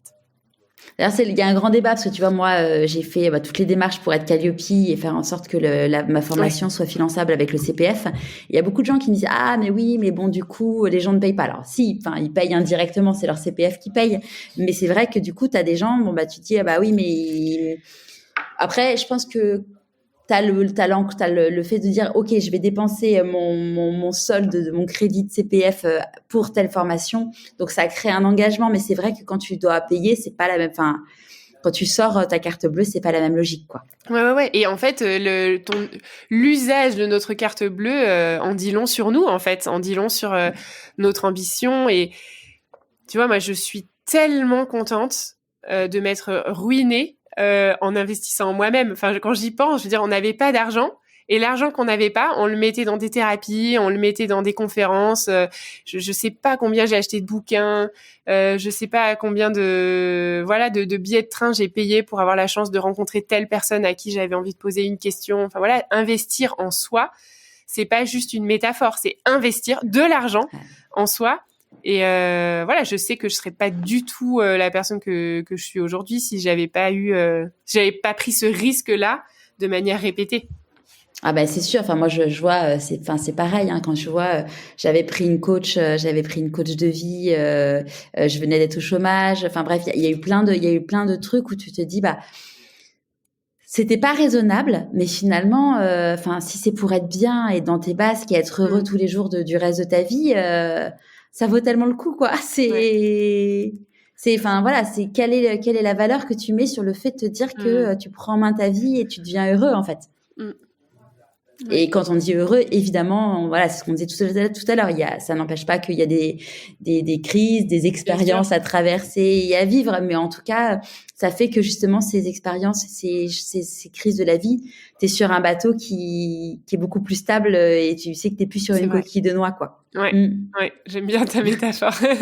Ouais. Merci. Donc, tu te sens plus aligné et peut-être moins en danger, voilà. Que t'es plus sur ta coquille de noix. Clairement, et puis tu sais, tu sais qu'il y a un cap, tu sais qu'il y a une tempête, mais tu sais que après la tempête, il y a le soleil. Exactement. Et le fait de le savoir et d'en être convaincu, ça change tout. C'est ça. Et t'as traversé tellement de tempêtes que tu sais même que plus tard, tu pourras éprouver de la gratitude pour cette tempête. Totalement, ouais. Tu sais déjà que là, c'est un moment cadeau mal emballé désagréable. Voilà, exactement. C'est peut-être désagréable, mais il y a des belles choses qui s'en suivent. Ouais, enfin, tu vois, l'expression du cadeau mal emballé, elle vient de Christine Michaud. Et clairement, enfin, moi, je me dis maintenant, tu vois, je vois le burn-out, je vois le cadeau mal emballé derrière, le divorce, bon, c'est encore un peu tôt. Mais il y en a forcément. Et d'ailleurs, ce que je disais à mes enfants, je leur disais, là, ils me disent, mais maman, on voit pas là où il est le positif. Je dis, on le verra un jour. J'en suis sûre. On le verra. Comment tu écoutes ton intuition? Oh! Merci pour cette belle question. Comment est-ce que j'écoute mon intuition? Alors déjà, j'ai besoin de créer de l'espace pour ça et de sortir de la course et de la précipitation qui est notre lot à tous aujourd'hui. Et je me rends bien compte que très souvent, mon intuition s'exprime le week-end ou mieux encore pendant mes congés.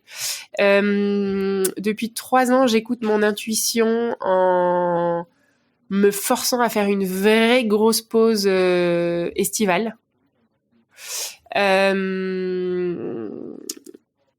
à vraiment pas du tout me connecter à mon ordinateur. Et très souvent, au bout de ces quelques semaines, les choses sont très très claires dans ma tête. J'écoute aussi mon intuition beaucoup en écrivant dans mes carnets. Enfin, ça sonne mieux en anglais. Les Américains vont dire faire du journaling. Je sais pas comment le dire aussi bien en français, mais j'essaye. Je le fais pas tous les jours, mais j'essaye d'écrire tous les jours. Et très souvent, ça m'aide à donner forme à des choses qui sont volatiles dans ma tête. Et en écrivant, il m'est arrivé plusieurs fois de mettre en forme une idée et de me dire tiens, là il y avait quelque chose à explorer. Comment tu célèbres tes réussites? Je suis très extravertie, donc j'ai beaucoup besoin d'en parler. Donc en je saoule mon mari et je peux lui parler pendant 2 heures de à quel point j'ai été géniale sur ce coup-là. J'ai fait ci, j'ai fait ça, j'ai réussi. Je pense que c'est lui qui s'en prend le plus plein la tête de mes réussites. Je crois qu'il aime ça, donc ça va. Il s'en est jamais plaint.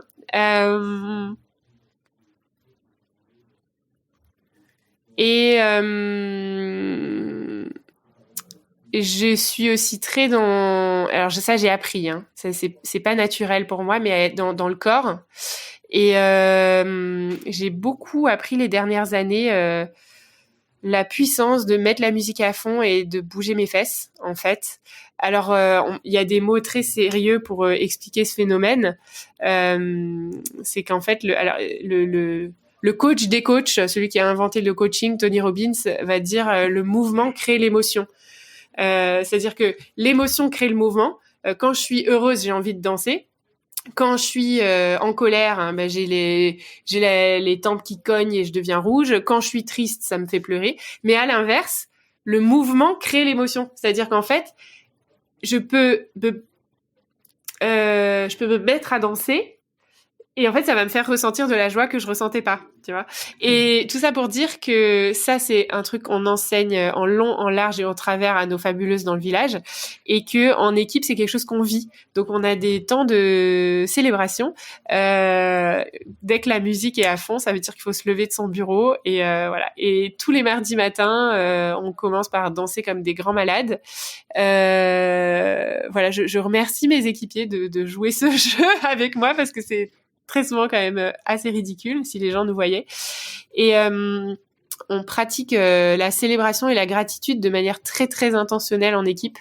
Voilà, chaque mardi, tous mes salariés savent qu'ils doivent débarquer au bureau avec une célébration en tête et qu'ils vont devoir l'exprimer devant tout le monde. Voilà, donc pour répondre à ta question, ouais, je pense que je célèbre de manière quand même très extravertie en exprimant beaucoup et en invitant les autres aussi à le faire. À quel moment dans ta vie tu t'es dit pourquoi pas moi?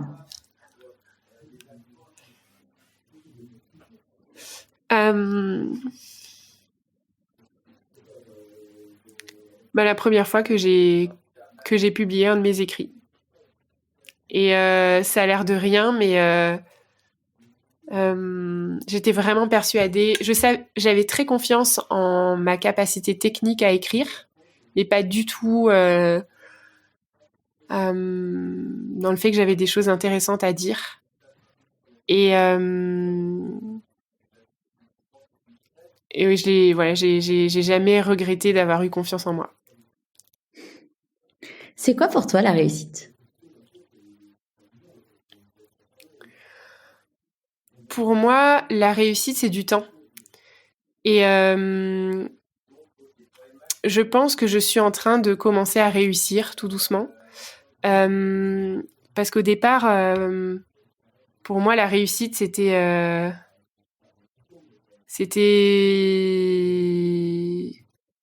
toucher un maximum de personnes Et aujourd'hui, en fait, et du coup, avec les années, j'ai pu être esclave de ma réussite. C'est-à-dire qu'en fait, je me suis souvent retrouvée en compétition avec moi-même.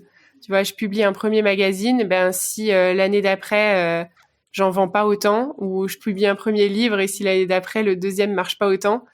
Et comme j'ai eu quelques jolis petits succès, j'ai beaucoup été en compétition avec moi-même pour faire toujours mieux et ça m'a beaucoup épuisée. Et en fait, aujourd'hui, je me sens en réussite parce que je suis plus esclave de mon entreprise. Et je pense que ça s'est pas fait en un jour et c'est parce que j'ai su recruter et je pense aussi parce que j'ai su recruter les bonnes personnes. Tu vois, aujourd'hui, je vais pas te dire que je bosse pas beaucoup, mais j'ai du temps à nouveau pour être avec moi-même, pour être avec mon mari seul, ce qui est quand même incroyable, pour être avec mes enfants, pour être avec mes amis. Et du coup, je me sens en réussite, ouais, d'avoir su en fait dégager ce temps-là et de savoir que je peux oublier ma boîte pendant quelques heures et qu'elle va pas s'effondrer et que le monde continuera de tourner sans moi. D'ailleurs, les enfants, on n'en a pas parlé, mais donc tu as eu tes jumeaux, mais tu as eu d'autres enfants après. Ouais. Donc Adonin et Roman, qui ont fêté il y a pas longtemps leurs 10 ans, qui sont des super garçons, franchement. J'adore cet âge en fait. 10 ans, c'est vraiment un âge super sympa. On peut papoter de plein de choses. Ils ont de la conversation. Ils sont serviables. Ils sont vraiment chouettes. T'es pas encore dans la pré-ado. Non, justement, mais je sais, j'en profite encore à fond. T'as encore quelques semaines, et quelques mois. C'est clair. Mon fils, il a 11 ans, on est en plein dedans là. Mais tout le monde me le dit. Tout le monde me dit, tu vois, 10 ans, c'est juste symbolique, mais c'est dans les mois d'après que boum. Donc je profite. Ils sont pas encore au collège, ils sont tout mignons. Et puis, on a perdu un bébé en 2017. Voilà, une fausse couche. Mais voilà, ce bébé fait partie de la famille puisque quand les enfants font la liste des membres de la famille, ils parlent toujours de ce bébé qu'on a appelé Céleste. Et tu l'as perdu au bout de combien de temps? C'était une fausse couche, une banale fausse couche du premier trimestre. Hein. C'était un petit peu moins de 3 mois. Et en fait, c'est là où je me suis rendu compte que finalement, ça arrivait à tellement de femmes et qu'on en parlait si peu. Moi, j'ai cru me noyer dans un océan de noirceur, mais vraiment. Alors que, tu vois, c'était même pas l'envie de pouponner, c'était même pas. C'était juste une petite vie comme ça qui s'envole et puis de se dire mince, mon utérus était censé produire la vie, il a produit la mort. Ça a été une expérience qui m'a beaucoup retournée. Ils avaient quel âge, les garçons? Et les garçons avaient, c'était fin 2017, ils avaient 5 ans et demi, 6 ans.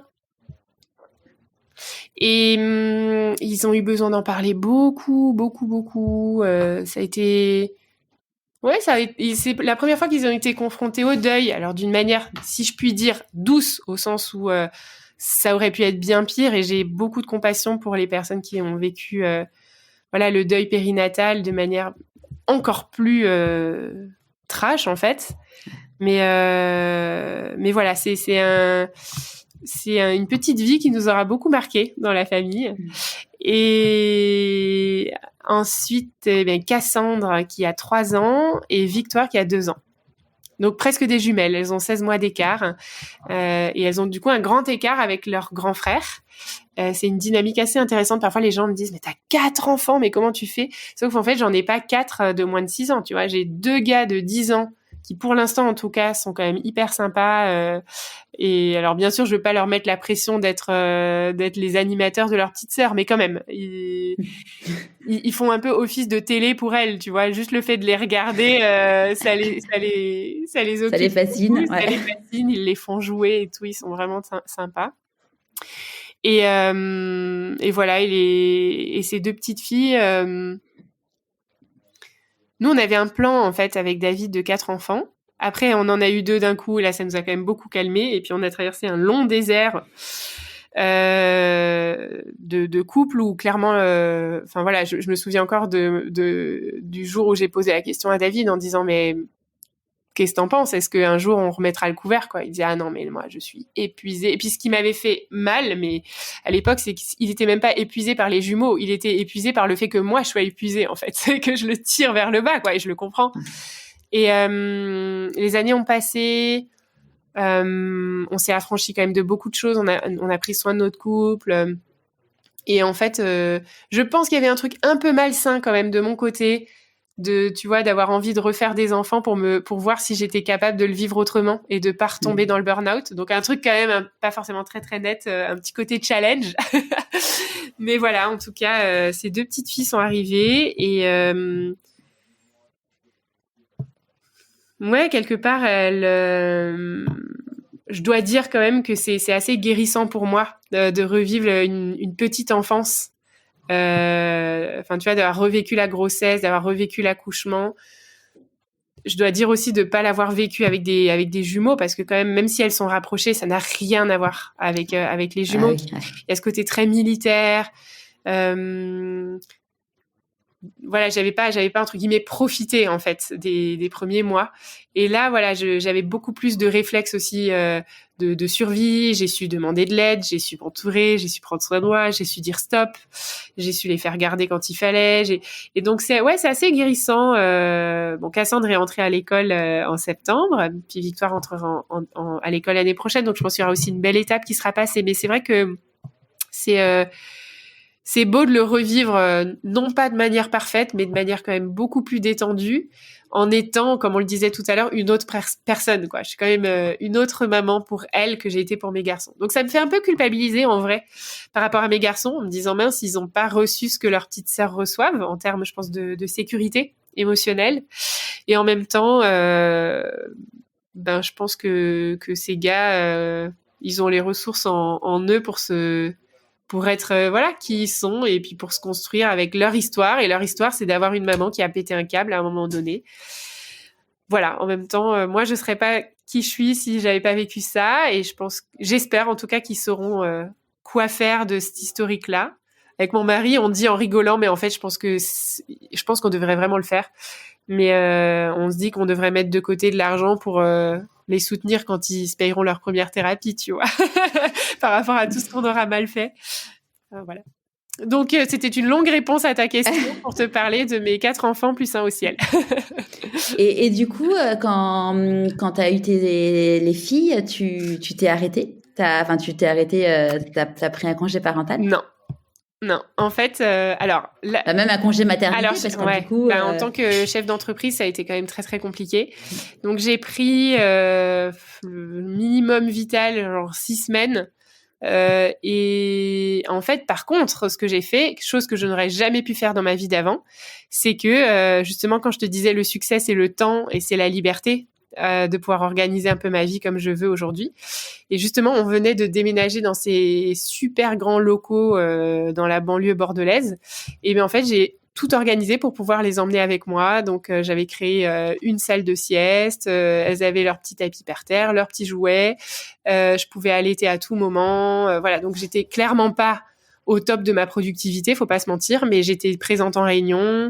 J'étais là pour prendre les décisions importantes. Et puis à côté de ça, voilà, j'avais une équipe qui était quand même hyper aidante pour me permettre d'être là sans vraiment l'être. Et ça j'ai adoré en fait parce que alors j'étais très fatiguée, les nuits n'étaient pas du tout parfaites et tout ça, mais j'avais appris de ma première expérience avec les jumeaux que j'avais besoin de garder un pied au travail et je l'ai fait et ça s'est super bien passé.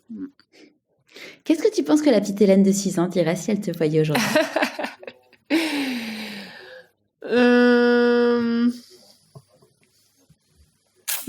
Tu poses des bonnes questions, toi, Charlotte.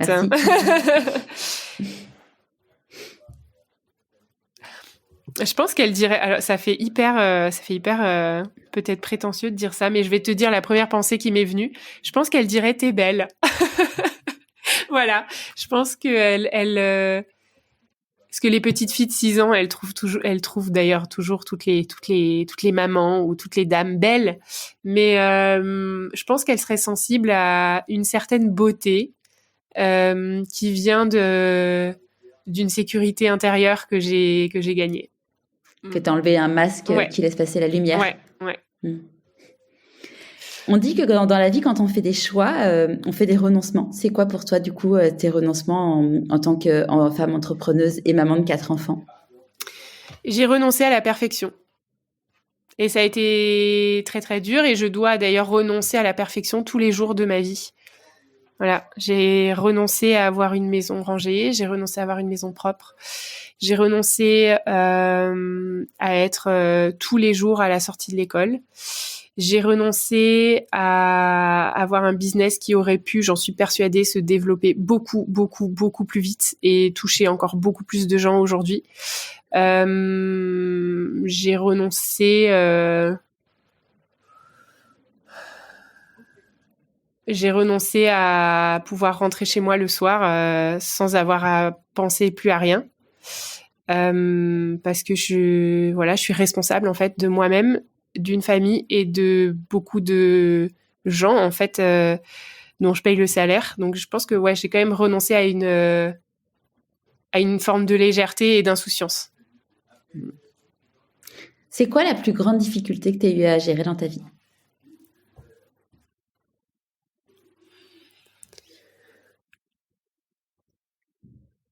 Notre crise de couple.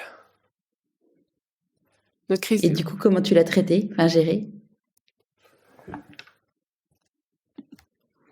Ça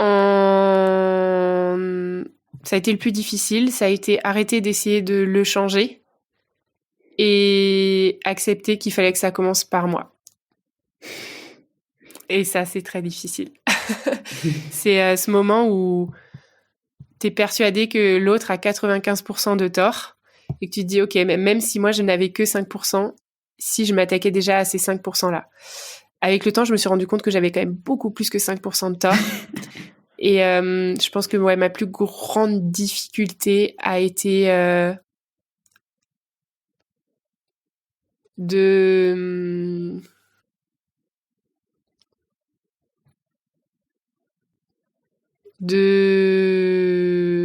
je me répète parce qu'on en a déjà parlé, mais de ne pas voir mon mari comme mon sauveur et de devenir responsable de moi-même et de mon propre bonheur. Ouais. C'est quoi tes plus grandes peurs encore aujourd'hui? J'ai peur de perdre mon alignement intérieur. Et d'ailleurs, je pense que c'est plutôt rassurant que j'en ai peur, parce que si j'étais pas consciente que ça se perd vite. Mais voilà, j'ai peur.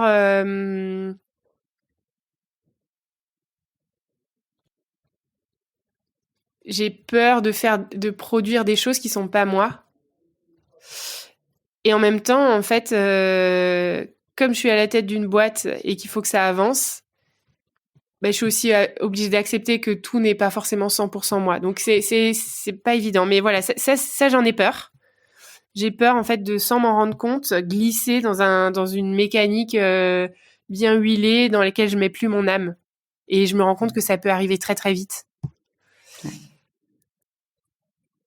Et puis j'ai peur de...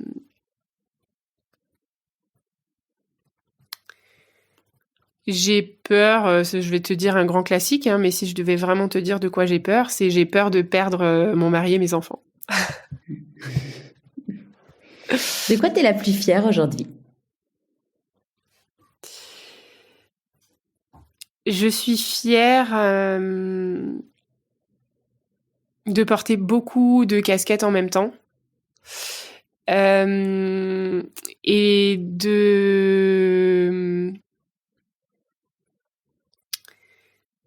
Et de prouver, non pas par des grands discours de type féministe victimisant, mais plutôt par des actes, de prouver à mes filles et à mes garçons que c'est possible. Si tu croises quelqu'un dans la rue qui te dit que tu n'en es là que grâce à de la chance, qu'est-ce que tu auras envie de répondre? Je ferai ce même rire. Moi, ha ha ha ha. J'aurais envie de lui dire...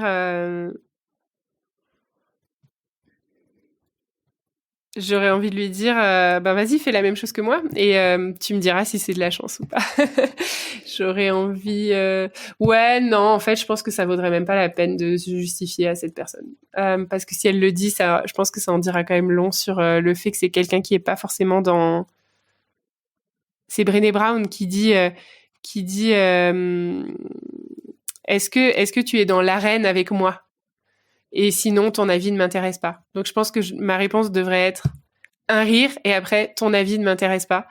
C'est hyper intéressant ce qu'explique Brené Brown dans Le pouvoir de la vulnérabilité. Elle dit, mais comment faire pour à la fois ne pas écouter les feedbacks de tout le monde, parce qu'en fait, sinon, on fera plus jamais rien, on sera paralysé, mais être capable d'écouter quand même du feedback, parce que sinon, justement, on peut perdre notre alignement et commencer à faire n'importe quoi.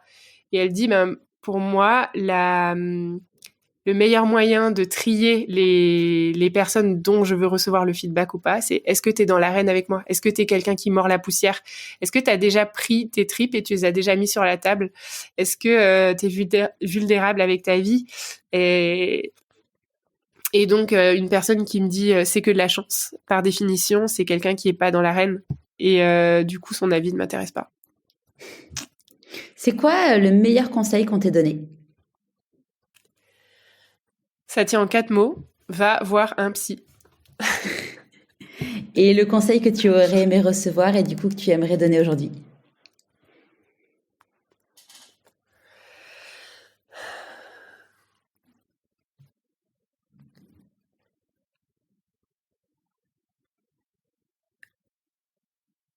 Apprends à t'aimer.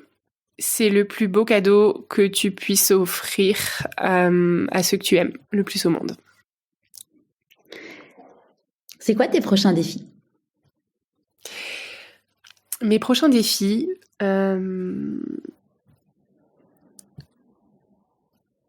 se résument tous en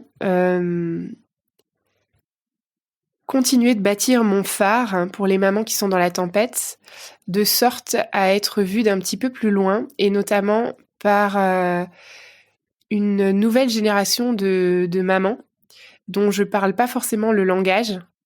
Et donc mon prochain défi, c'est, tu vois, pour être très clair, je viens de me lancer sur TikTok. J'aurais jamais pensé te dire ça, mais en fait, justement, dans mon équipe, il y a quelqu'un qui est meilleur que moi en TikTok. Et en fait, justement, il fait partie d'une génération, enfin, tu vois, qui a 10-12 ans de moins que moi. Et en fait, je suis rentrée, voilà, dans ce monde des mamans, des toutes jeunes mamans de 25 ans. En fait, je reviens pas du nombre d'entre elles qui se noient. C'est hallucinant. Et en plus, elles ont pas les filtres que nous on avait ou que nous on a. Donc elles ont aucune honte en fait. Et donc elles vont parler de leurs émotions d'une manière, enfin voilà, complètement sans filtre.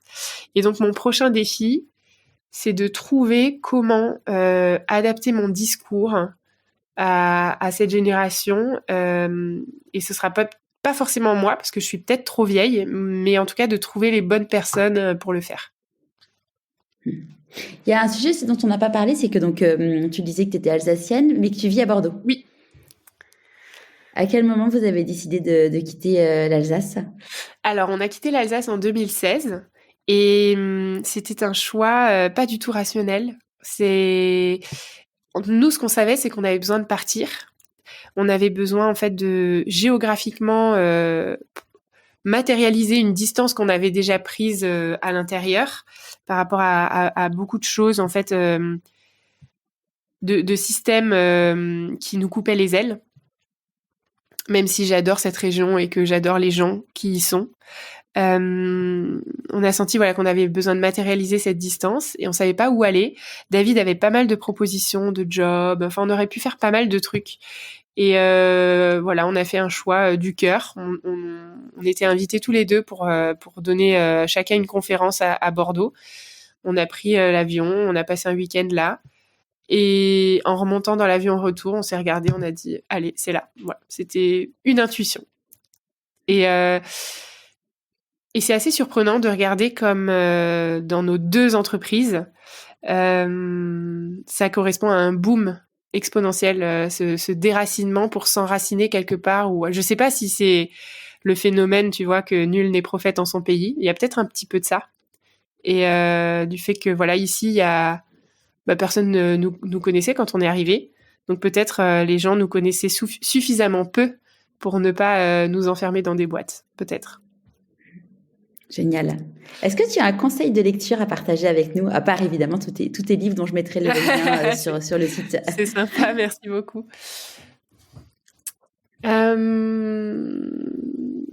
Eh bien, ça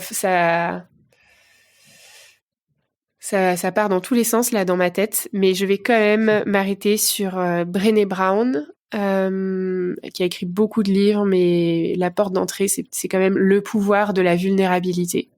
Voilà, qui est un livre qui m'a transformée parce que moi, je croyais en le pouvoir de la perfection. Je pensais que c'était comme ça que les gens allaient m'aimer, et en fait, c'est tout l'inverse. Est-ce qu'on les aime plus, les gens parfaits ? C'est tout le contraire, on les déteste. Et ce qu'on aime, ceux qu'on aime, c'est les gens qui sont pas lisses, les gens qui nous apprennent que voilà, toute la valeur de la vie, c'est justement la petite tache, tu sais, sur le chemisier blanc quand tu vas à un mariage, et toi, tu passes ton temps avec ta salive, tu sais, à essayer de l'effacer. En fait, ce que tu fais, c'est que tu l'étends encore plus et qu'elle se voit encore plus. Et en fait, la petite tache sur le chemisier blanc, c'est ça qui nous rend aimables, inspirants. Voilà, donc Brené Brown, Le pouvoir de la vulnérabilité. Dans le vrai, exactement. Ouais. C'est vrai que tu vois, la vulnérabilité, on en parle, enfin, c'est vraiment un sujet qui revient souvent parce que c'est ça, c'est en fait dire, regardez, moi je suis vulnérable, et ça laisse aussi à l'autre le droit de l'être. Ouais. D'ailleurs, tu vois, dans la discussion, ce que je disais tout à l'heure, j'avais discuté avec ma psy, avec une copine qui est pédopsie, sur justement comment accompagner les enfants dans l'annonce du divorce et tout.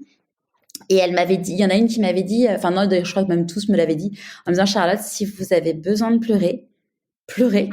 Et puis ça va leur montrer aussi qu'ils ont le droit de pleurer. Et ça, je pense que c'est vraiment un truc qui est hyper vrai. Et bon, là, il y a aucune métaphore. Mais finalement, c'est une métaphore qui a plein de fois dans la vie. Et clairement, le fait, de toute façon, c'est ce que tu fais aujourd'hui. Et c'est ce que je fais aujourd'hui. C'est qu'en fait, on est vrai, on est on explique la vraie vie. Et ça permet aux gens de se dire, bah oui, mais en fait, c'est normal que je sois comme ça, en fait. Ouais. Ça déculpabilise, ça... Et nos enfants ont besoin de le savoir, que eux non plus n'ont pas besoin d'être parfaits. Et le perfectionnisme, en fait, c'est un petit peu comme le tabagisme passif. Tu te dis non, mais il y a que moi qui inhale les fumées, alors que non, tous ceux qui sont dans la pièce inhalent les fumées. Donc, forcément, on va jamais dire à nos enfants, tu n'as pas le droit de pleurer, tu dois être fort, et si tu me ramènes pas des 20 sur 20, je t'aime plus. Jamais on va leur dire ça. Par contre, en nous traitant nous-mêmes durement et avec une exigence intenable, on leur passe le message subliminal que eux aussi doivent être parfaits pour être aimés. Ouais. Donc c'est le plus beau cadeau qu'on puisse leur offrir, de leur montrer en acte que l'imperfection n'empêche pas l'amour. À qui as-tu envie de dire merci et pourquoi avant qu'on se quitte ? À mon homme, à mon mari, à mon René. À René. Parce que finalement, ouais, c'est lui qui a construit, tu vois, ma salle de spectacle à Las Vegas, quoi. c'est lui qui a cru en moi, c'est lui qui croit toujours en moi, beaucoup plus que moi-même. C'est lui qui me donne des coups de pied au cul quand j'ai envie d'arrêter. Et c'est lui aussi qui est resté avec moi. Alors que parfois, je pense que ça donnait plus trop envie. Et ouais, j'ai envie de lui dire merci pour ça. Et je pense que toutes les fabuleuses et toutes les futures fabuleuses peuvent le remercier aussi. Du coup. Ouais, je pense. Il va recevoir plein de lettres d'amour, ça va être cool. Un grand merci. Merci Hélène, à toi, Charlotte. Pour les personnes qui veulent te suivre, du coup, moi je mettrai les liens sur le blog, mais est-ce que tu peux nous donner en 2 mots où est-ce qu'on peut suivre toutes tes aventures tout retrouver au même endroit, fabuleuseaufoyer.com, pour découvrir qui on est, ce qu'on fait, et puis notamment pour s'inscrire à ce mail du matin que j'envoie à toi, maman épuisée, maman sur les nerfs, ou tout simplement maman qui perd un petit peu son chemin tous les matins à 6h. Bon, t'es pas obligé de le lire à 6h du matin, mais je t'envoie une petite piqûre de rappel pour que tu puisses juste prendre 3 minutes pour toi toute seule. Donc ça, tu retrouveras aussi sur notre site fabuleuseaufoyer.com. Merci beaucoup, Hélène. Merci à toi, Charlotte. J'ai été ravie aussi d'apprendre à te connaître via cette conversation. Merci. Au revoir. J'espère que ce nouvel épisode vous aura plu. Je vous donne rendez-vous demain dans la newsletter de Pourquoi pas moi. Et en attendant, si le podcast vous plaît, soutenez-le en mettant 5 étoiles et un commentaire sur Apple Podcast et en vous abonnant sur votre plateforme d'écoute préférée. À la semaine prochaine!